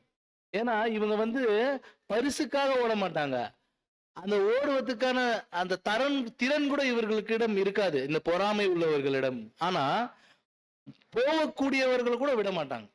பரிசுக்காக ஒருத்தர் போறாருன்னா அத்தையும் என்ன பண்ண மாட்டாங்க, விட மாட்டாங்க. அதான் இயேசு கிறிஸ்து சொல்றாரு இல்லையா, பரலோகத்துக்கு நீங்களும் போக மாட்டீங்க, போறவங்களையும் விட மாட்டீங்க. அந்த மாதிரி இவங்க அந்த திறன் இருக்காது, ஆனா போறவங்களையும் என்ன பண்ண மாட்டாங்கன்னா ஏதாச்சும் ஒரு பிரச்சனைகளை. அதான் மிரியாம் பண்ணது. உங்கள்கிட்ட தான் பேசுவாரா? ஏன்னா பாருங்க, தேவன் சில ஆட்கள் நியமித்திருக்கிறாங்க, ஏன்னு பார்க்கும் பொழுது அவருடைய பணிகளை சரிவர செய்வதற்கு. ஏன்னா சரீரம் அங்கங்களாக அழைக்கப்பட்டிருக்கக்கூடிய நாம் கிறிஸ்துவை தலையாக ஏற்றுக்கொண்டு சரீர அங்கங்கள் அநேகமாக இருக்குது, ஒவ்வொன்றும் ஒவ்வொரு வேலைகளை செய்து, ஆனா ஒரே அழைப்புக்கு தான் அழைக்கப்பட்டிருக்கிறது. இதை மறந்த அநேகர் என்ன பண்ணுவாங்க, இந்த மிரியாம் மாதிரி பொறாமைக்குள்ளாக கடந்து செல்வாங்க சகோதர சகோதரி. ஏன்னா தாளந்து ரொம்ப அதிகமா இருக்கக்கூடியவர்களை பார்த்து பொறாமை இயல்பாவே வருது. ஏன் அப்படி வருதுன்னு பார்க்கும் பொழுது, ஒருத்தர்கிட்ட 1 இருக்கலாம், 2 இருக்கலாம், 3 இருக்கலாம், அது பெரிய விஷயம் இல்ல. அதுக்கேற்ற கணக்கு யார் கொடுத்தாகணும், தாளந்து உண்மையில நம்ம பார்க்கிறோம். ஆனா அழைப்பு ஒண்ணுதான் சகோதர சகோதரிகளே, கிறிஸ்துவின் சரீரமாக அழைக்கப்பட்ட அழைப்பு ஒண்ணுதான். ஆனா நமக்கான வேலைகள் தேவர் ஏதோ ஒரு விதத்துல வச்சிருப்பாரு, நம்ம அதை வந்து உணர்த்தப்பட்டு நாம் செயல்படணும். அதை விட்டுட்டு மற்றவர்களுடைய ஊழியத்தை அல்லது பலியை நாம் பார்த்து என்ன பண்ணக்கூடாதுன்னு பார்க்கும் பொழுது, இது பண்ணக்கூடாது. அது வந்து இந்த தாளந்து ஊமைகளை நமக்கு சரிவர தேவன் என்ன பண்றாருன்னு பார்க்கும் பொழுது அங்கே கொடுக்கிறாரு. அதான் பிலிப்பியர் வந்து அப்போஸ்தலனாகிய பவுல் சொல்லும் பொழுது, அதை நான் பிடித்து கொண்டேன் என்று நான் என்றதுல அவ்வளவு சத்தியங்களை கொடுத்தவர். 7 காலகட்ட சபைக்கு தேவையான சத்தியத்தை கொடுத்த அப்போஸ்தலனாகிய பவுல் சொல்றாரு, அதை நான் பிடிச்சிட்டேன்னு நான் சொல்றதுல ஒண்ணு செய்யறேன், பின்னாடி என்ன நடந்ததை விட்டுட்டு முன்னாடி இருக்கக்கூடிய காரியத்தை பார்த்து நான் என்ன பண்றேன், ஓடுறேன். நான் வைத்து கொண்டிருக்கக்கூடிய பேர், புகழ், அந்தஸ்து யார் தெரியும் இல்லைங்களா? அப்போஸ்தலனாகிய பவுல் பெரிய ஒரு, அவரை பத்தி ஒரு லிஸ்ட் எடுக்கலன்னா அது ஒரு பாடம். அவ்வளவு பெரிய ஆளு என்ன சொல்லிட்டார் தெரியுமா? அந்த எல்லா காரியத்தையும் குப்பை சொல்லிட்டார். அப்ப எதுக்காக குப்பை சொன்னார்னா, கிறிஸ்து இயேசுவை முழுமையாக அவருடைய வாழ்க்கையில பிரதிபலித்து கொண்டிருக்கக்கூடிய அந்த ஒரு டைம்ல அது எல்லாமே என்னவா தெரியுது? குப்பையா தெரியுது சகோதர சகோதரிகளே. அது போல இருக்கக்கூடிய காரியங்களை பார்க்கலாம், இது எல்லாமே குப்பை, நிரந்தரமானது அல்ல. யோசிச்சு பாருங்க, நிரந்தரமானது எதுவுமே அல்ல. ஒரே ஒரு காரியம்தான் நிரந்தரம். தேவனுடைய சித்தத்தை செய்து அதை முழுமையாக கடைசி வரைக்கும் நிற்கக்கூடியவர்களாக இருந்துட்டோம்னா, அவருடைய சாயலுக்கு நம்மை மாற்றி கிறிஸ்துவின் சரீர அங்கங்களாக நாம் இணைக்கப்படுவோம். கடைசியா ஒரு விஷயத்தை பார்த்துட்டு நம்ம முடிக்கலாம். இவ்வளவு பேர் கிளம்பி வந்தாங்க. ஆனா நடுவில் என்ன ஆயிடுச்சுன்னு பார்க்கும் பொழுது, நல்லதான் வந்தாங்க. சரி, இப்போ சில ஏற்றத்தாழ்வுகள் இருந்துச்சு, காணப்பட்டுச்சு. ஆனா எகிப்தருடைய ஆலோசனையை கேட்க ஆரம்பிச்சுட்டாங்க. அதுதான் ரொம்ப பெரிய பிரச்சனையாயிருச்சு. உங்களுக்கு குழப்பம் வருதுங்களா? இப்போ எகிப்துல இருந்து வந்தாச்சு தானே, இப்போ எகிப்தியரை வச்சு கேட்க முடியுங்களா? நீங்க பாடத்தோட இசைந்து வந்தாதான். தயவுசெய்து சகோதர சகோதரி, பாடத்தோட என்ன பண்ணணும்? நீங்க இசைந்து வரணும். எகிப்துல இருந்து பல வருடங்கள் கடந்து வந்தாச்சு. இப்போ எகிப்தியருடைய ஆலோசனை கேட்க முடியுமா? சிஸ்டர் சொல்றாங்க சிந்தை. வேற ஓகே, கேட்கல பிரதர். வந்துட்டாங்க. ஓகே, சரியான பதில் தான். என்ன ஆலோசனை சகோதர சகோதரிகளே? எகிப்துல இருந்து கிளம்பி வந்தாங்க இல்லைங்களா? இஸ்ரேல் ஜனங்க மட்டும் வரல, அதுதான் ஆச்சரியமான விஷயம். எகிப்தியரும் அது கூட இணைஞ்சிட்டாங்க. எப்படி இணைஞ்சாங்க? இவங்களுக்கு அவங்களுக்கு எப்படி ஒரு தொடர்பு ஏற்பட்டுச்சு?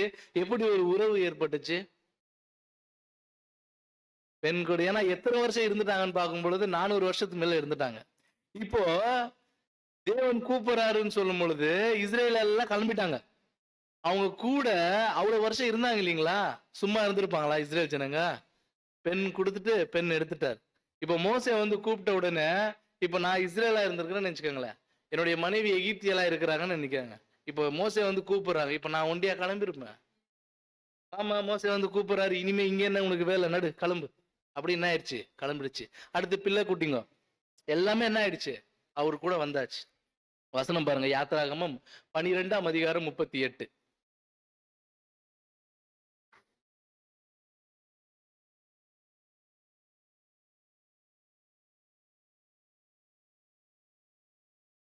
போன்ல இருக்கு சிஸ்டர்.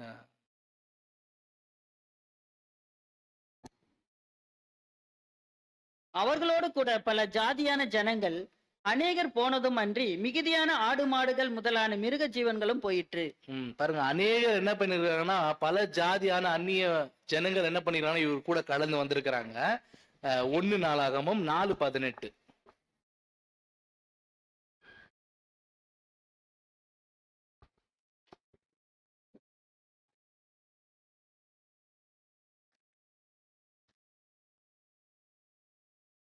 அவன் பெஞ்சாதியாகிய யெகுதியால் கேதாரின் தகப்பனாகிய யாரேத்தையும் சோகோவின் தகப்பனாகிய ஏபேரையும் சனோவாவின் தகப்பனாகிய எக்கூத்தையும் பெற்றாள். மேரேத் விவாகம் பண்ணின பார்வோனின் குமார்த்தியாகிய பித்தியாலின் குமாரர் இவர்களே. மேரோத் யார விவாகம் பண்ணிருக்கிறாரு? பார்வோனின் குமாரத்தியாகிய. அப்ப பார்வோனின் குமார்த்திய என்ன பண்ணிருக்காரு? மேரோது விவாகம் பண்ணிருக்கிறாரு. அப்படின்னும் பொழுது இவங்க என்ன பண்ணா, சும்மா இல்ல, எகிப்தில் இருக்கும் பொழுது பொண்ணு கொடுத்துட்டு பொண்ணு எடுத்துட்டாங்க. அங்க ஒரு குடும்பம் என்ன ஆயிடுச்சுன்னா உருவாயிடுச்சு. இப்ப மோசே வந்து கூப்பிட்ட பிறகு அவங்களும் கூட வந்துட்டாங்க. இப்படித்தான் இஸ்ரேல் ஜனங்க கூட எகிப்தியர் இணைஞ்சாங்க. அப்படி வந்துட்ட இவங்க 4ஆம் வசனம் வாசிக்கலாம். என்னாகமம் 11:4. பின்பு அவர்களுக்குள் இருந்த பல ஜாதியான அந்நிய ஜனங்கள் மிகுந்த இச்சையுள்ளவர்கள் ஆனார்கள். இஸ்ரவேல் புத்திரரும் திரும்ப அழுது, நமக்கு இறைச்சியை புசிக்க கொடுப்பவர் யார்? பாருங்க, இவங்க கூட வந்து அந்த அந்நிய ஜனங்களுக்கு மிகுந்த இச்சை உண்டாயிடுச்சான். அதாவது இவங்களுக்கு தான் என்ன ஆயிடுச்சுன்னு பார்க்கும் பொழுது இச்சை ஆயிடுச்சான். என்ன இச்சை? இவங்களுக்கு ஆபிரகாமு, ஈசாக்கு, யாக்கோபை பத்தி தெரியுமா? தேவனை பத்தி தெரியுமா? தேவன் கொடுத்த வாக்குத்தத்தங்களை பத்தி தெரியுமா? உன்னதமான வார்த்தைகள், ஆவிக்குரிய காரியங்கள் பத்தி தெரியுமா? ஒண்ணுமே தெரியாது. இவங்க யாரு? எகிப்தியரு. இப்போ கூட்டிட்டு வரக்கூடிய இஸ்ரேலன் உற்சாகமா இருக்கிறாரு, கிளம்புறாரு, எல்லாம் பண்றாரு. ஆனா இவங்க கூட வந்துட்டாங்களே எகிப்துல இருந்து, வேற வழி இல்லாம. கணவன் ஆயிட்டாரு, இப்ப என்ன பண்ண? மனைவி வந்தாச்சு, நான் என்ன பண்ண போறேன் உன்னை விட்டுட்டு? இப்படி வந்தவங்களுக்கு தான் என்ன ஆயிடுச்சுன்னா மிகுந்த இச்சையாயிடுச்சு. இவங்க என்ன பண்ணிட்டாங்கன்னா, கானான் பத்தி எல்லாம் ஞாபகம் இல்ல, அந்த வெள்ளரிக்காய் இல்ல, கொமட்டிக்காய் இல்ல, அப்புறமா அந்த மன்னாவை வந்து அற்பமான உணவுன்னு சொன்னாங்களே, அதெல்லாம் ஒரிஜினல் உண்மையான இஸ்ரேல்னு சொல்லல. கூட்டிட்டு வந்தாங்கல்ல, இவங்களுக்கு தான் அது அற்பமா ஆயிடுச்சு. ஏன்னா அதனுடைய ஆழமான அர்த்தங்கள் என்ன ஆகல தெரியல. சகோதர சகோதரிகளே, இன்னைக்கு பாருங்க, இன்னைக்கு நாம வந்திருக்கிறோம் சத்தியத்துல. நம்மோடு இருக்கக்கூடிய மனைவியாக இருக்கட்டும், கணவனாக இருக்கிறோம், ஒரு டைம்ல என்ன இல்ல, சத்தியத்துக்குள்ளாக இல்ல. ஆனா நாம இருக்கிறோம். ஒரு சில நேரங்கள்ல அவங்க எப்படி அந்த ஒரு காரியத்தின் மேல அவ்வளவு வாஞ்சை உள்ளவர்களாக இல்ல. எகிப்த பத்தியே எப்ப பாரு கவலை. நல்லா இந்த மனுஷனையும் கெடுத்து விட்டாங்க. நல்லா அந்த சகோதரன் வந்து தேவனுக்காக இப்படித்தான் நான் வாழணும்ட்டு ஒரு முடிவு எடுப்பாரு. உடனே வந்து சகோதரி என்ன பண்ணுவாங்கன்னு பார்க்கும் பொழுது, திரும்ப அழுது அழுது, எகிப்துல என்னெல்லாம் இருந்துச்சு, இங்க நீ கூட்டிட்டு வந்த உன் கூட உன்னை நம்பி வந்த பாவத்துக்கு நீ இப்படியா பண்ணுவ, இப்படின்ற ஒரு எண்ணம் யாருக்கு வந்துருச்சுன்னு பார்க்கும்போது எகிப்தியருக்கு வந்துருச்சு. சகோதர சகோதரிகள், இதுல நமக்கு என்ன பாடம்? நாமும் இருக்கிறோம், நம்மளுடைய துணைமார்களும் இருப்பாங்க. ஒரு சில நேரங்கள் அவங்க சத்தியத்துல இல்லாம இருப்பாங்க. இப்ப அவங்க மூலமாக வரக்கூடிய பிரச்சனைகளை நாம் எப்படி எதிர் பார்க்கறது, அல்லது நாம் எப்படி அதை வந்து சரி செய்யறது? சகோதரியா இருந்தாங்கன்னா ஒரு முடிவு எடுப்பாங்க, தேவனுக்காக நான் இப்படித்தான் வாங்கணும், என்னுடைய வாழ்க்கையை நான் இப்படித்தான் வாழ போறேன், தேவனுக்காக இப்படித்தான் இருக்க போறேன். உடனே சகோதரன் சத்தியத்துல இருக்க மாட்டாரு, நீ எதுக்கு அங்க போற, இனிமே சபைக்கெல்லாம் போக கூடாது, நீ என்ன பண்ணியாகணும், நான் சொல்றதை கேட்டு ஒழுங்கா இருந்தா இருக்கணும். இப்படி ஒரு சூழல். அடுத்து கணவராக இருந்தாருன்னு நினைச்சுக்கோங்களேன், அதே மாதிரி அவங்க. சோ இவங்க டார்ச்சல் பண்ண பண்ண நல்ல மைண்ட் இப்ப என்ன ஆகுது, எகிப்து சிந்தையா மாறுது, கானானை மறக்குது. கானானுக்காக புறப்பட்ட அந்த ஒரு எண்ணம் என்ன ஆகுது, மறக்குது. ஒரு சமயம் ரெண்டு பேரும் சத்தியத்துல இருந்தாலும் இருக்குதுங்க பிரச்சனை. நீங்க வந்து சத்தியத்துல இல்லாத ஒன்னும் இல்லாதீங்க, கணவன் மணியா இருந்தாலும் என்ன இருக்குது, பிரச்சனை இருக்குது. கணவன் மனைவி ரெண்டு பேரும் இருக்கான்னு வச்சுக்கோங்களேன். கணவன் ஒரு முடிவு எடுப்பாரு, நான் இப்படித்தான் தேவனுக்காக என்னுடைய வாழ்க்கையை வாழ போறேன். சகோதரர் மத்தியில ஏதாச்சும் ஒரு குறைபாடு இருக்கா, நான் சபை ஆகணும், நான் போய் என்ன பண்றேன், அதை சரி செய்யறேன், நான் மன்னிப்பு கேட்கிறேன். உடனே அவங்க யாரு, மனைவி, நீ எதுக்கு கேட்கிற, அவசியம்னா அவங்க வந்து கேட்கட்டும், நீ நீ என்ன பண்ணக்கூடாது, அதெல்லாம் நீ பண்ணக்கூடாது. அவங்க அப்படி இருக்கிறாங்கல்ல, நீ என்ன தப்பு பண்ணு, நீ எல்லாம் பாருங்க. நல்ல மைண்ட் இது கேடுதா, நல்ல மைண்ட். அவரு வந்து யோசிப்பாரு, ஆமா இல்ல, ஆமா இவங்களுக்கு கொஞ்சம் ஜாஸ்தி தான். நல்ல மைண்டு, நல்ல உறுதியான மைண்ட் இப்ப கெட ஆரம்பிக்குது. அடுத்து அவங்க மனைவியா இருந்தான்னு வச்சுக்கோ, அவங்க வந்து தேவனுக்காக ரொம்ப உற்சாகமா இப்படித்தான் வாழணும்னு ஒரு முடிவு எடுப்பாங்க. திடீர்னு கணவர் அவர் என்ன பண்ண மாட்டாரு, திருப்பி அவரு இடைவெளா நிக்குவாரு. இப்படிதான் சகோதர சகோதரிகளே வாழ்க்கை போய்கொண்டிருக்கிறது. ஆனா இங்க என்ன பிரச்சனை நடக்குதுன்னா, ரெண்டு பேரையும் அன்பு செலுத்துறதுல பிரச்சனை கிடையாது, தேவனை காட்டிலும் அன்பு செலுத்துறதுதான் என்ன பிரச்சனை. சகோதர சகோதரிகளே, தேவனை முன்னாடி வச்சுட்டீங்கன்னா இது பிரச்சனையா இருக்காது. தேவனை தாண்டி வைக்கும் பொழுது ஒரு பிரச்சனை இருக்குது. ஒரு சகோதரி சொல்லுவாங்களாம், என் வீட்டுக்காரர் எப்படி தெரியுங்களா, அவர்கிட்ட இருக்கிற தாழ்மை அவ்வளவு, அவர்கிட்ட இருக்கிற ஜெபம் அவ்வளவு நல்ல ஜெபம், அவர் வேதத்துல உக்காந்தாருன்னா ஏந்திக்க மாட்டாருங்க, அனைத்து அவ்வளவு காரியம். தாழ்மையை குறிச்சு பார்க்கும் பொழுது இயேசு கிறிஸ்துவே பின்னாடி, அந்த அளவுக்கு. எங்க சபையில். ஆனா வீட்டுக்கு போயிட்டா என் வீட்டுக்காரர் மாதிரி சாத்தான் மாதிரி என் வீட்டுக்காரு. பாருங்க சகோதர சகோதரி, என்ன ஆயிடுச்சுன்னா சபையில காமிக்கிறது ஒரு முகம், வீட்டுல காமிக்கிறது இன்னொரு முகம். சோ இது எல்லாம் காரணம் என்னன்னா, எகிப்தருடைய ஆலோசனை ஏன் நம்ம கேட்கிறோம்னு பார்க்கும் பொழுது தேவனுக்கு முதலிடம் கொடுக்கறது இல்ல. ஃபர்ஸ்ட் தேவனுக்கு முதலிடம் கொடுத்ததா இந்த பிரச்சனைகள் என்ன ஆகாதுன்னா இருக்காது சகோதர சகோதரிகளே. அதான் நம்ம வாசிக்கும் பொழுது நம்மளுடைய வெளிச்சம், அதாவது நம்மளுடைய பிரகாசம் எப்படி இருக்கணும்னு பார்க்கும் பொழுது பாருங்க, மத்தேயு 5:16.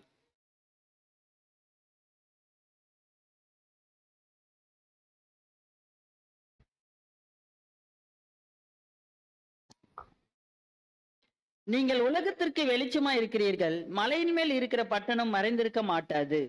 16 சிஸ்டர். ஆமாம். இவ்விதமாய் மனுஷர் உங்கள் நற்கிரியைகளை கண்டு பரலோகத்தில் இருக்கிற உங்கள் பிதாவை மகிமைப்படுத்தும்படி உங்கள் வெளிச்சம் அவர்கள் முன்பாக பிரகாசிக்க கடவது. பாருங்க, இது என்னது வெளிச்சம்?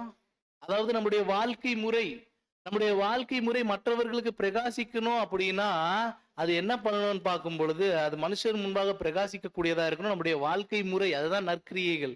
ஆனா இது முதல்ல எங்க தெரியுமா பிரகாசிக்கணும்? 15ஆம் வசனம் வாசிங்க சிஸ்டர். அதுலயே 15ஆம் வசனம். விளக்கை கொளுத்தி மரக்காலால் மூடி வைக்காமல் விளக்கு தண்டின் மேல் வைப்பார்கள், அப்பொழுது அது வீட்டில் உள்ள யாவருக்கும் வெளிச்சம் கொடுக்கும். பாருங்க, ஃபர்ஸ்ட் அந்த வெளிச்சம் எங்க தெரியுமா வைக்கணுங்களா? வீட்டுல ஒருத்தர் அந்த வெளிச்சத்தை காண்பிக்காம சபையில காமிக்கலாம், ஆனா அதனால பிரயோஜனம் ஒன்றும் இல்லை. ஏன்னா தேவன் முகத்தை பார்க்கிலும் என்ன இருதயத்தை தான் என்ன பண்றாரு? பார்க்கக்கூடியவரா இருக்கிறாரு, முகத்தை அல்ல. பலியை பார்க்கிலும் கீழ்ப்படிதலே உத்தமம். அப்போ சகோதர சகோதரிகளே, வீட்டுல நம்ம காண்பிக்கக்கூடிய முகம் ரொம்ப முக்கியம். அந்த இஸ்ரேல் ஜனங்க 1 கொரிந்தியர் 10ஆம் அதிகாரம் 1 நம்ம வாசிக்கும் பொழுது வாசிங்க சிஸ்டர். இப்படி இருக்க சகோதரரே, எப்படி இருக்க அப்படின்னா இஸ்ரேல் ஜனங்க அவ்வளோ நன்மைகளை பெற்று தேவனுடைய வாக்குத்தத்தங்களை பெற்று வந்தாங்க. இப்படி இருக்க நீங்கள் எவைகளை அறிய வேண்டும் என்று இருக்கிறேன் என்றால், நம்முடைய பிதாக்கள் எல்லோரும் மேகத்துக்கு கீழா இருந்தார்கள், எல்லாரும் சமுத்திரத்தின் வழியாய் நடந்து வந்தார்கள், எல்லாரும் மோசைக்குள்ளாக மேகத்தினாலும் சமுத்திரத்தினாலும் ஞானஸ்தானம் பண்ணப்பட்டார்கள், எல்லோரும் ஒரே ஞான போஜனத்தை புசித்தார்கள், எல்லோரும் ஒரே ஞானபானத்தை குடித்தார்கள். எப்படி எனில் அவர்களோடு கூட சென்ற ஞான கண்மலையின் தண்ணீரை குடித்தார்கள், அந்த கண்மலை கிறிஸ்துவே. இஸ்ரேல் ஜனங்கள் பெற்ற முழு ஆசீர்வாதத்தையும் இந்த 4 வசனத்துல சொல்லப்பட்டிருக்குது. இவங்க ஆசீர்வதிக்கப்பட்டவங்களா இல்லைங்களா? கண்டிப்பா ஆசீர்வதிக்கப்பட்டவங்க. ஏன்னா அவ்வளவு நன்மைகளை பெற்றுக்கொண்டிருக்கக்கூடிய இஸ்ரேல் ஜனங்க தேவன் தான் கொடுத்தாரு.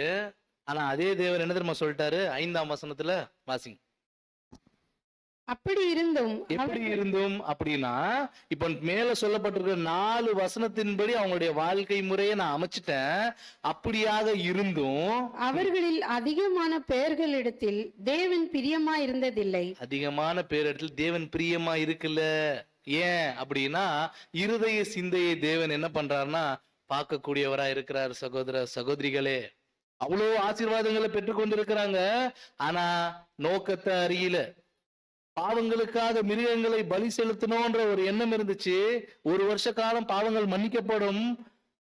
ஆனா இவங்க என்ன பண்ணிட்டாங்க தெரியுமா? அட்வான்ஸ் புக்கிங்ல மிருகங்கள் என்ன பண்ணிட்டாங்க? பலி செலுத்திட்டாங்க. ஆனா கொடுக்கப்பட்டதின் நோக்கம், ஒரு பாவம் அறியாத அந்த மிருகம் எனக்காக என்ன ஆகுது? பலி ஆகுது. நான் என்னுடைய தவறுகளிலிருந்து மீள வேண்டும் என்ற நோக்கம். ஆனா இவங்க அந்த நோக்கத்தை மறந்துட்டாங்க. பலி செலுத்தல் ரொம்ப உற்சாகமாயிட்டாங்க. அட்வான்ஸ் புக்கிங்ல பலி, அடுத்த வருஷத்துக்கும் சேர்த்து பலி, இப்படி பலி செய்யறதுல முக்கியத்துவம் வந்துட்டாங்க. இன்னைக்கு பாருங்க, இவ்வளவு ஆசீர்வாதங்கள் உலகத்துக்கு இல்ல, பேர் சபை அமைப்புக்கு இல்ல, சத்தியத்தில் இருக்கக்கூடிய நமக்கு தான் இவ்வளவு சாப்பாடு. ஏன்னா அறை கொட்டி கொண்டு நமக்கு அறை கட்டிட்டு பந்தி பரிமாறிட்டு எப்படி பரிமாறுறாருன்னு கொஞ்சம் யோசிச்சு பாருங்க. நம்முடைய சத்தியத்துல எப்படி பரிமாறி கொண்டு இருக்கிறாருன்றத கொஞ்சம் யோசிச்சு பாருங்க. தினந்தோறும் ஏதாச்சும் வேத வகுப்பு பாடம், பெரிய டிஸ்கஷன், எவ்வளவு சத்தியங்கள். எலெக்ஷன் அறிவெல்லாம் இன்னைக்கு நம்ம பார்க்கும் பொழுது முன்பு இருந்தது போல இல்ல. காலம் எவ்வளவு நெருங்கி கொண்டிருக்கக்கூடிய இந்த சூழ்நிலை பாருங்க. முன்பெல்லாம் எலெக்ஷன் பத்தி அவ்வளவு அறிவு கிடையாது. இன்னைக்கு பாருங்க, இன்னைக்கு அவ்வளவு வெட்ட வெளிச்சமா இருக்கு. இன்னும் அநேக சத்தியங்கள், பிசினஸ் மீட்டிங். ஏன் இதெல்லாம் தேவன் கொண்டு வராரு அப்படின்னு பார்க்கும் பொழுது நெருங்கி கொண்டிருக்கிறோம் சகோதர சகோதரிகளே. அதுதான் நம்ம என்ன பண்ணி ஆகணும்னா பார்க்கக்கூடியவர்களாக இருக்கிறோம். ஏன்னா இவைகள் எல்லாம் துஷ்டாந்தங்களாக அவர்களுக்கு சம்பவிச்சுச்சு. உலகத்தில் முடிவு காலத்தில் உள்ள நமக்கு எச்சரிப்பு உண்டாகும்படி இங்க எழுதப்பட்டிருக்குது சகோதர சகோதரிகளே. கடைசியா ஒரே ஒரு விஷயம், எகிப்துல இருந்து கிளம்புனாங்க, ரொம்ப சந்தோஷம். யார் மூலமா கிளம்புனாங்க? மோசே தான் ஒரு முன்மாதிரியா வைத்து கிளம்புனாங்க. மோசே மூலமாக 10 வாதைகள் நடந்துச்சு. மோசையை பிறப்புல இருந்தே பாதுகாத்தார். அதுதான் முதல்ல, இல்லைங்களா? அவர் பிறக்கும் பொழுது என்ன பண்ணி ஆகணும்? சாகடிக்கிற ஒரு அபாயம் இருந்துச்சு. அரண்மனையிலே 40 வருடம் வளர வைக்கிறாரு. 40 வருடம் எங்க? வனாந்தரத்துல. இன்னும் 40 வருடம் இஸ்ரேல் ஜனங்களை வழி நடத்துறதுல. பாருங்க, 10 வாதைகள் எல்லாத்துலயும் அவ்வளவு வல்லமை நிறைந்தவராக தேவன் தான் செய்யறாரு, மோசையை முன்பாக வைத்து. செங்கடல் நடக்குது, கடலை பிரிக்கிறாரு மோசையை முன்பாக வைத்து. அனைத்து காரியங்களும் மோசே மூலமாக தேவன் செய்யறாரு, மோசே மூலமாக. இவ்வளவு காரியங்கள் செய்து வரக்கூடிய மோசே எங்க போல பாருங்க, எவ்வளவு ஆச்சரியமா இருக்கு பாருங்க. கானான் தேசத்துக்கு போல. அவருடைய அந்த ஒரு பாடி, அந்த இறந்த அந்த பிரேதம் கூட இஸ்ரேல் ஜனங்களுக்கு கிடைக்க கூடாதபடி தேவன் செஞ்சிட்டாரு. ஏன்? ஏன்னா அதை வச்சு அவங்க கடவுளாக்கி இருப்பாங்க. இன்னமும் பாத்தீங்கன்னா யூதர்கள் மோசையை அப்படி வச்சிருக்கிறாங்க. இன்னும் அந்த மாதிரி விஷயங்கள் கிடைச்சிருந்தா கடவுளாக்கி இருப்பாங்க. சோ சகோதர சகோதரி, ஏன் மோசே போல? பேச சொன்னாரு, அடிச்சிட்டாரு. அது ஒரு குற்றமா? மொத்தத்துல என்ன வேணும்? தண்ணி வேணும் இல்லையா? பேச சொன்னாரோ அது அடிச்சது ஒரு குற்றமா?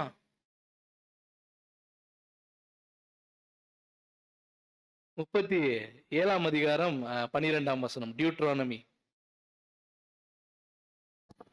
கர்த்தரை முகமுகமாய் அறிந்த மோசை போல ஒரு தீர்க்கதரிசியும் இஸ்ரவேலில் அப்புறம் எழும்பினதில்லை என்று பாருங்க, முகமுகமாய் பார்க்கக்கூடிய ஒரு காரியம் மோசே மூலமாக.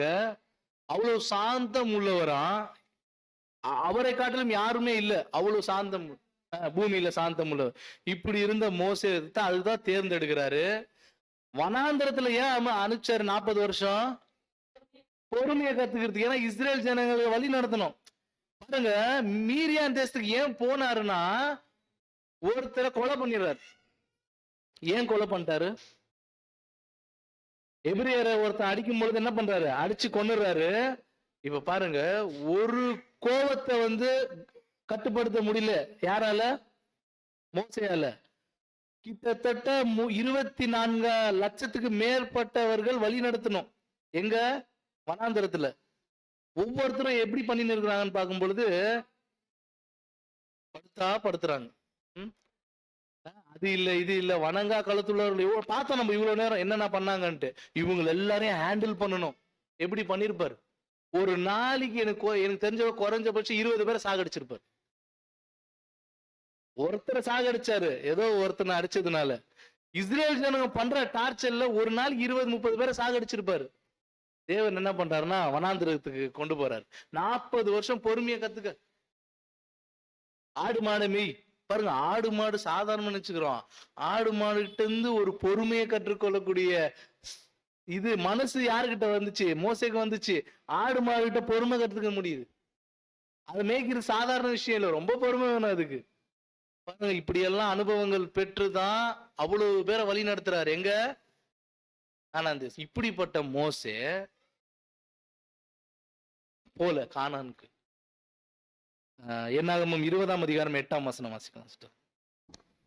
நீ கோலை எடுத்துக்கொண்டு நீயும் உன் சகோதரனாகிய ஆரோனும் சபையாரை கூடி வர செய்து அவர்கள் கண்களுக்கு முன்னே கண்மலையை பார்த்து பேசுங்கள். அப்பொழுது அது தன்னிடத்தில் உள்ள தண்ணீரை கொடுக்கும். இப்படி நீ அவர்களுக்கு கண்மலையிலிருந்து தண்ணீரை புறப்பட பண்ணி சபையாருக்கும் அவர்கள் மிருகங்களுக்கும் குடிக்க கொடுப்பாய் என்றார். 10ஆம் வசனம். மோசேயும் ஆரோனும் சபையாரை கண்மலைக்கு முன்பாக கூடி வர செய்தார்கள். அப்பொழுது மோசே அவர்களை நோக்கி, கலகக்காரரை கேளுங்கள், உங்களுக்கு இந்த கண்மலையிலிருந்து நாங்கள் தண்ணீர் புறப்பட பண்ணுவோமோ என்று சொல்லி. பாருங்க, நல்ல மனுஷன் அவ்வளவு காரியங்களை செய்த மனுஷன் இஸ்ரேல் ஜனங்க டார்ச்சல் பண்ண பண்ண பண்ண நல்ல மைண்ட் இருந்த இவரும் கலகக்காரங்களே கேளுங்கள், தண்ணியை நாங்கள். ஆக்சுவலி இதுல சகோதரர் என்ன சொல்றாருன்னா, பெருமை அவருக்குள்ள வந்திருக்குதுன்றார். ஏன் பெருமை வந்துருச்சுன்னு பார்க்கும்பொழுது, தானே சுயமாக செய்யக்கூடிய காரியமும் செய்ய முடியும். ஏன்னா இவ்வளவு காரியம் செஞ்சுட்டார் தேவன் அவரை வச்சு. சோ முழுமையா தேவனுக்கு தான் அவர் என்ன பண்ணணும்னு பார்க்கும்போது அந்த அந்த மரியாதை, அந்த விஷயம் எல்லாமே கொடுக்கணும். ஆனா கடைசியில என்ன பண்ணிட்டாருன்னு பார்க்கும் பொழுது, நாங்கள் புறப்பட பண்ணுவோம், பேச சொன்னா அடிச்சிட்டாரு. சோ தேவனுடைய பார்வையில எல்லா தவறுகளுக்கும் மன்னிப்பு இருக்கு சகோதர சகோதரிகளே. ஒருவன் எவ்வளவு பெரிய பாவமாக இருந்துட்டாலும் சரி, நம்ம அதை லிஸ்ட் பண்ண வேணாம், மன்னிக்கிறாரு. ஆனா பெருமை உள்ளவருக்கோ தேவன் அவ்வளவுதான். இவ்வளவு காரியங்கள் பண்ணிட்ட மோசே கடைசியில என்ன பண்ண முடியலன்னு பார்க்கும் பொழுது, கானான் தேசம் போக முடியல. சோ நாம இன்னைக்கு ரொம்ப நல்ல வேலைகள் தான், ரொம்ப பெரிய பெரிய விஷயங்கள் தான் செய்து கொண்டு இருக்கிறோம். ஆனா அப்படி நினைச்சிருப்போம், நம்ம இவங்க தான் போயிடுவாங்க அப்படின்னு நினைப்போம். ஆனா தேவனுடைய பார்வையில பரிசு யாருக்கு என்பது தேவன் அறிஞ்சிருக்கிறார் சகோதர சகோதரிகளே. நாம என்ன பண்ண வேணாம் யாருக்கும். அதான் நம்ம பார்க்கும் பொழுது நம்ம நேரத்தில் கருத்தில் கொண்டு நம்ம என்ன பண்ணலாம்னா பாடத்தை நிறைவு செய்யலாம் சகோதர சகோதரிகளே. கடைசியாக சங்கீதம் 139 அதிகாரம் 23 வசனம்.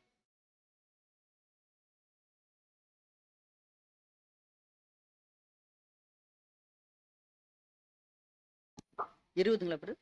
24. சங்கீதம் 139 24. வேதனை உண்டாகும் வழி என்னிடத்தில் உண்டோ என்று பார்த்து நித்திய வழியிலே என்னை நடத்தும். அதான் அந்த வசனத்துல சொல்லும் பொழுது 23 கூட நம்ம பார்க்கும் பொழுது, தேவனே என்ன ஆராய்ஞ்சு பாருங்க, வாசி, என் சிந்தனைகளை அறிந்து கொள்ளும். வேதனை உண்டாகும் வழி என்னிடத்தில் உண்டோ என்று பார்த்து நித்திய வழியிலே என்னை நடத்தும். ஆமா, நம்ம இங்க யாரையுமே என்ன பண்ண முடியாதுன்னா, தேவனே என்ன ஆராய்ஞ்சு பாருங்கப்பா, என் இருதயத்தை கொஞ்சம் சோதிச்சு பாருங்கப்பா, வேதனை உண்டாக்கும் வழி என்கிட்ட இருக்கான்ட்டு பாருங்கப்பா, என்ன உம்முடைய நித்திய வழியில நடத்துங்கப்பா. சபையை வழி நடத்தக்கூடியவர் தான் எல்லா காரியத்துக்கும் காரணர் அப்படின்னு சொல்லிட முடியாது. அவங்களும் நம்ம கூடவே தான் இந்த ஓட்டத்துல ஓடிட்டு இருக்கிறாங்க. நமக்கு இருக்கிற அதே கஷ்டம் அவங்களுக்கும் இருக்கும், நமக்கு இருக்கிற அதே பலவீனம் அவருக்கும் இருக்கும். சத்தியம் சொல்றதுனால, சபையை வழி நடத்துறதுனால அவர் ஓடி முடிச்சவரு நம்ம என்ன பண்ணிட முடியாது, சொல்ல முடியாது. நமக்கு இருக்கிற அதே கஷ்டம் அவங்களுக்கும் இருக்கும். நம்ம என்ன பண்ணி ஆகணும்னு பார்க்கும் பொழுது கவனிச்சு பார்க்கணும் சகோதர சகோதரிகளே. அப்புறம் 2 தீமோத்தி 4:7 கூட வாசிச்சிடலாம்.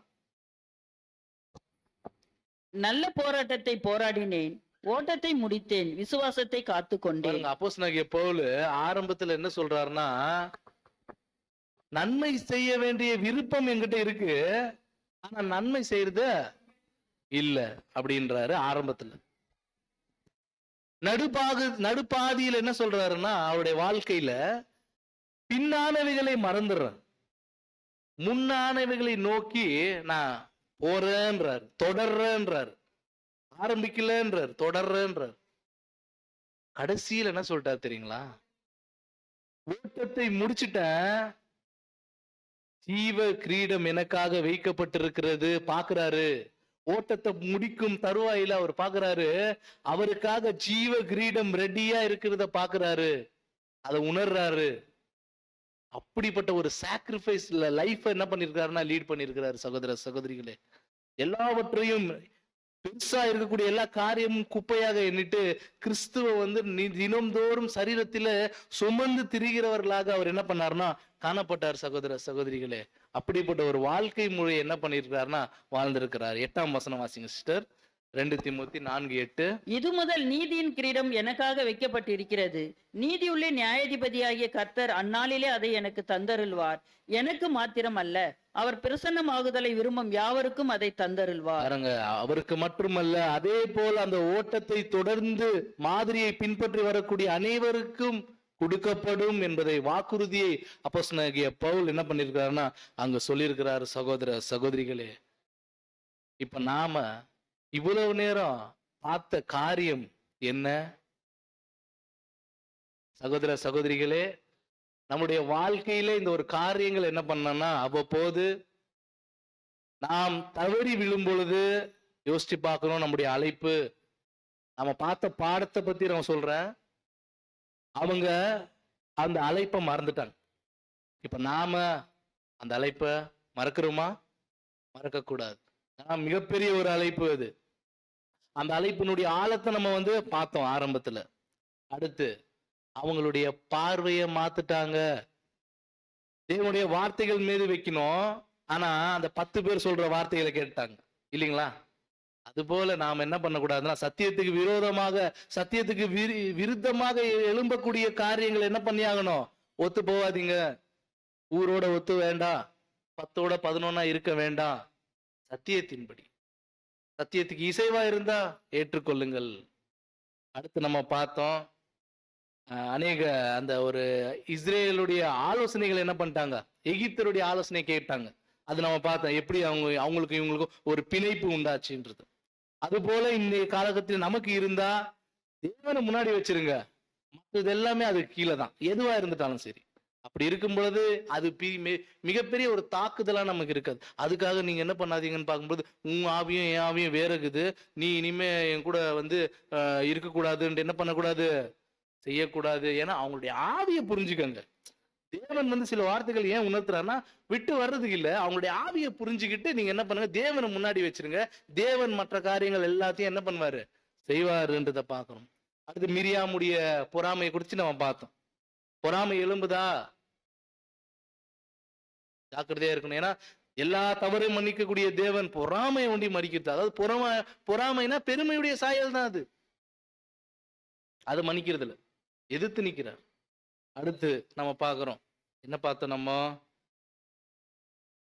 மோசையுடைய அந்த ஒரு இவ்வளவு பெரிய காரியங்கள் செய்திருந்தாலும் மோசே என்ன பண்ண முடியல, கானான் போக முடியல. அதே மாதிரி எவ்வளவு பெரிய காரியம் செய்திருந்தாலும் தேவன் பார்ப்பது பலியை அல்ல, கீழ்ப்படிதலே என்பதை நாம் நினைவில் வைத்துக் கொண்டு அன்பின் ஐக்கியத்துல நம்ம மேலும் மேலும் வளர, கிறிஸ்துவினுடைய பரிபூர்ண அன்பை அடைவதற்கு நாம் வளருவோம். இன்னும் சகோதர சகோதரிகளாக இருக்கும் பொழுது சில விழுதல்கள் காணப்பட்டதால் தூக்கி அவர்களை நிறுத்துவோம், ஒரு சப்போர்ட்டா இருக்கலாம். தேவன் தாமே நம்ம ஒவ்வொருவரும் ஆசீர்வதிப்பாராக.